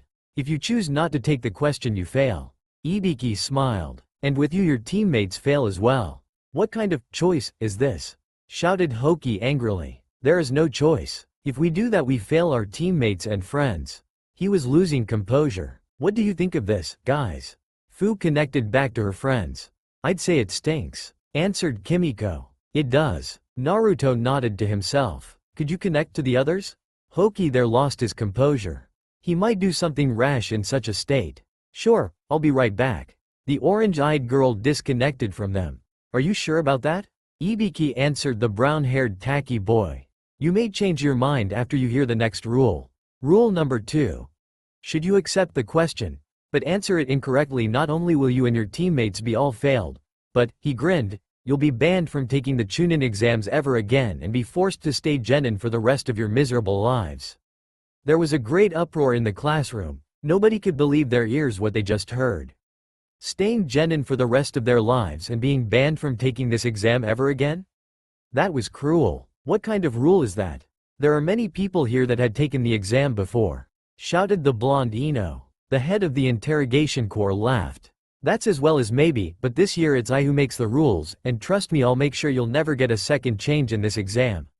People swallowed hard at the man's fierce expression, and Ino fell back onto her seat. This was insane. Would he really do that to them? I spoke to them, but they are agitated, especially after the last announcement. The green-haired girl spoke to her teammates. I don't blame them, this is one sick game. Naruto answered her. Do you think he'd actually go through with that? Wondered Kimiko. Something about him tells me that man makes no jokes. Commented the redhead. Makes you wonder what the question will be like when the rules are already this messed up. Fu shook her head. If you don't feel confident enough you are free to leave. The man told them. Nobody is holding you here, and you can always try again next year. He gestured with his hands as he spoke. Fu swallowed hard as she once again made contact with her friends. What do you make of this? It's totally unfair. Both choices are practically impossible. Said Kimiko. You lose either way. That is unless you somehow are able to answer that question, and something tells me it won't be anything simple. Agreed. Sometimes tells me it will be some kind of paradoxical question just like this entire test. Agreed Naruto. So what do we do? Wondered the brown-eyed girl. Keep calm, insisted Fu. I'll speak with the others. And then she was gone again. Now then, anybody who doesn't want to take it raise your hand, you'll be free to leave. Of course, he paused, you're making a decision for your teammates as well. He smiled. Consider carefully. His smile turned cruel. But quickly, I'll soon continue. I'm out. One Konoha genin called out standing up. He was shaken, he had tears in his eyes. He and his comrades then left the room. Ibiki's smile only grew seeing this. Well, who else? He asked them. This is a limited, one-time offer only. It would seem this pushed several others over the brink and they raised their hands and announced their departure. They simply couldn't handle the stress. Naruto watched them all carefully, as well as their proctor. Guys, some of the others are rather shaken up by this. Fu told them. I'm trying to calm them down, but that guy is really throwing them off. Both Naruto and Kimiko clenched their fists, this wasn't going too well. And more people raised their hands and gave up. And the more people gave up the more their nerves worked and the more they felt pressured into doing the same. If things went this way, their quartet might break apart, and neither of them wanted that. They might be in different teams, but Takigakure Shinobi hold together no matter what. Especially Naruto wanted it. These people gave him a home, friendship, a new family. Everything he ever wanted. They supported him and stood by him in every situation, never wavering. He wanted to do the same for them. Alright, I quit as well. Akusagakure Kunoichi announced and then left, followed by her comrades. Every single person that left got to others more and more. It was nerve-wracking. Many didn't know what to really do. Others waited if their teammates would quit. Others held only because they feared what their friends would think of them.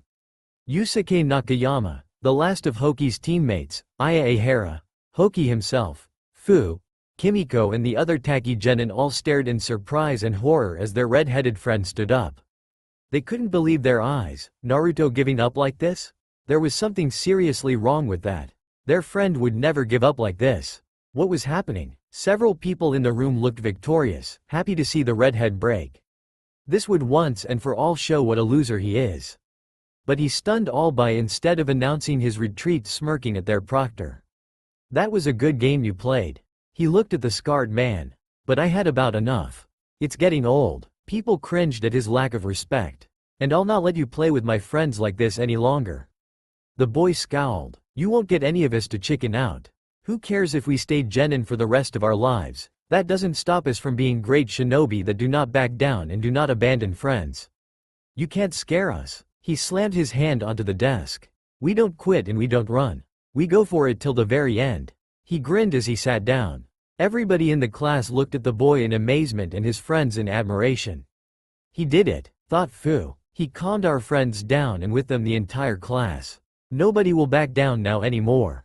She smiled in appreciation. This decision will change your life forever. Ibiki persisted. So do any other. Returned Naruto. If anybody runs, they do not deserve to be called shinobi. He smirked. May anybody say what they want. He truly came into his own in that small village. Ibiki thought, secretly pleased at the boy's progress. And his little speech gave the rest the courage to see this through. He looked around the class, his sentinels giving him approving nods. One day that kid will make a great leader. People here do not deserve that. He smiled a genuine smile. People around the class were actually surprised to see their examiner smile like this. Nobody expected that from the grizzled man. Making a quick count, he was surprised by the number. 84 were left, more than he expected, but there was no chance anybody would quit now, not anymore. I admire your courage, Naruto Uzumaki. The proctor surprised the class, and even more the boy himself, but the warm smile told the redhead the man was serious. One day you'll be a great shinobi, I have no doubt about that. Ibiki stunned the boy silent, as well as his friends. It was rather hilarious. And it gives me great pleasure to tell you, that you all hereby passed the first exam. You could hear a pin drop in that room after such announcements. If he didn't know better, one might think he broke them.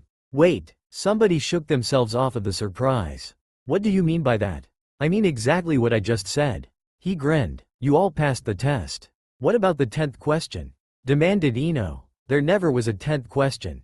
The man laughed. It was all about to see how well you could cope with stress and pressure in a situation and your capability to keep a cool head and make the right decision. He revealed to the class. So what? The other questions were all meaningless. It was now Sakura Haruno, who seemed rather angry. Not at all. Actually, they were very important. He explained. They were meant to test your ability to gather information under the worst circumstances. Many of the genin in the class gave him non-comprehending looks. Let me explain. He gestured with his hand as he spoke. You see, my intention was to test you not only as individuals but also as a team, and how well you function as part of said team. After all, teamwork is your most valuable weapon. He explained patiently. That's also why the test was scored on a team basis, so that you'd know that everything you did or failed to do affected your comrades. I wanted to see how well you sync up. It all made sense now to the class now that their examiner explained things like that. The first questions were made too difficult on purpose, too difficult for most genin to solve at all. Certainly many of you realized early on that there was no other choice but to cheat to actually pass. He continued, and that was the purpose of it, to make you cheat. He laughed at some of their reactions. Of course that has little meaning unless you have somebody to cheat from, and that is why I had two of my chunin, who knew all the answers, disguised as students and had them sit with you. The chunin in disguise raised their hands and grinned at the class. Those who failed to obtain said information were sent home. Better not to cheat than cheat clumsily. He then reached up and untied his Hite 8, showing them his head. Many in the class exclaimed in shock and disgust. His head was one big mess, scars, puncture wounds and burn marks. Obviously the man must have endured a great deal of pain. Information is the most valuable weapon in a battle. A mission's success can depend on whether or not you can gather information. Often you'll have to risk your life to obtain it. He tied it back, hiding his worst disfigurement. Of course, always consider the accuracy of your information and its source. Information gathered from an enemy is not necessarily accurate. Disinformation can be worse than no information at all and will most certainly lead to the death of your comrades, or even loss of your village. His look was once again serious. That's why I put you into this position, to gather information to survive. And that's why those who weren't good enough at it had to be weeded out. And so what was the meaning of the last question? Asked a blonde Suna Kunoichi. As I told you already, I was not only testing you as individuals, but part of a team. He began. I gave you two choices, both extremely difficult. He continued. You could always play it safe, but would have to live with the knowledge that if you did you wouldn't only disappoint yourself, but most importantly your teammates. Or you could go for it and risk it, knowing that if you failed you'd never be chunin. A no-win situation. But that's the sort of chunin has to face on a daily basis. Ibiki explained. Let me give you a hypothetical mission. To steal some documents from an enemy stronghold. You know nothing of their defenses or how many forces they have inside. Furthermore, you have reason to believe the enemy knows of your mission, so it's a trap. What do you do? He looked around the room. Now you can play it safe and refuse this mission and with it save your comrades, or you can go for it. What do you do? He asked them all, expecting no answer. We go for it. It was Fu who answered. There is no option of leaving. All of her tacky friends nodded. Ibiki had to smile seeing them. That was what their village needed. Correct. He nodded his approval. Many missions will be dangerous, even suicidal if you look at them closely, but you can't dwell on that. What's really important is the goal in your village. If you bail, it can mean destruction and death to many, not merely your team. Even the sentinels were surprised at the determination of the young Taki children. Takigakure might be a small land, but with a generation like this one they'd have to be reckoned with. These are the qualities required in a chunin. He told them, anybody who choose the safer paths, those whose determination falters, those who put their comrades' lives in danger by worrying about themselves first, those who'd rather save their own necks and forsake honor will never be able to call themselves chunin. Not as long as I'm here. He looked them over. You who are left successfully completed the test I set out for you. You can continue on to the next round. The scarred man smiled. I hereby declare this part of the chunin selection exams complete. Good luck to all of you. Just then something round smashed through a window and flew into the room. Entangling herself from the cloth, the purple-haired Kunoichi threw her kunai and put up her banner. Landing, she stood proudly before the students. Don't get too comfortable, this is no time for celebrations. The woman grinned. I'm your next examiner, Anko Mitarashi. She introduced herself to the class. She had purple hair held in a short, spiky, fanned ponytail, brown eyes, and wore a brown coat over her mesh bodysuit, and a dark orange miniskirt. She seemed rather loud and brash. You ready for the second test? She asked the stunned class. Good, then follow me, she exclaimed only to get no answer. You're too early, again. Ibiki scolded her, much to her embarrassment. How many are there? She asked once she got over it. Did all of them pass? You're getting soft. No, just strong candidates this year. He looked especially at the redhead. We will see, smirked Anko. I'm sure more than half will be eliminated before I'm done with them. She stunned the class. This will be so much fun. She grinned. You obviously had it easy this far, but trust me, this will all change. I'll let your leaders know where to meet me the first thing in the morning. Dismissed now. She barked, and the class filed out. Later on, when Ibiki was collecting the test and looking them through, he noticed all the Taki genin had all the same questions filled in. They were even worded the exact same way. He knew everybody cheated, he knew about them as well, but how did they distribute the answers like that without any of them knowing about it? It stunned him, but at the same time made him laugh. They sure were an interesting bunch and he hoped they'd make it all the way to the finals. Especially that young redhead. That's all for now. If you enjoy then please like, share and do comments.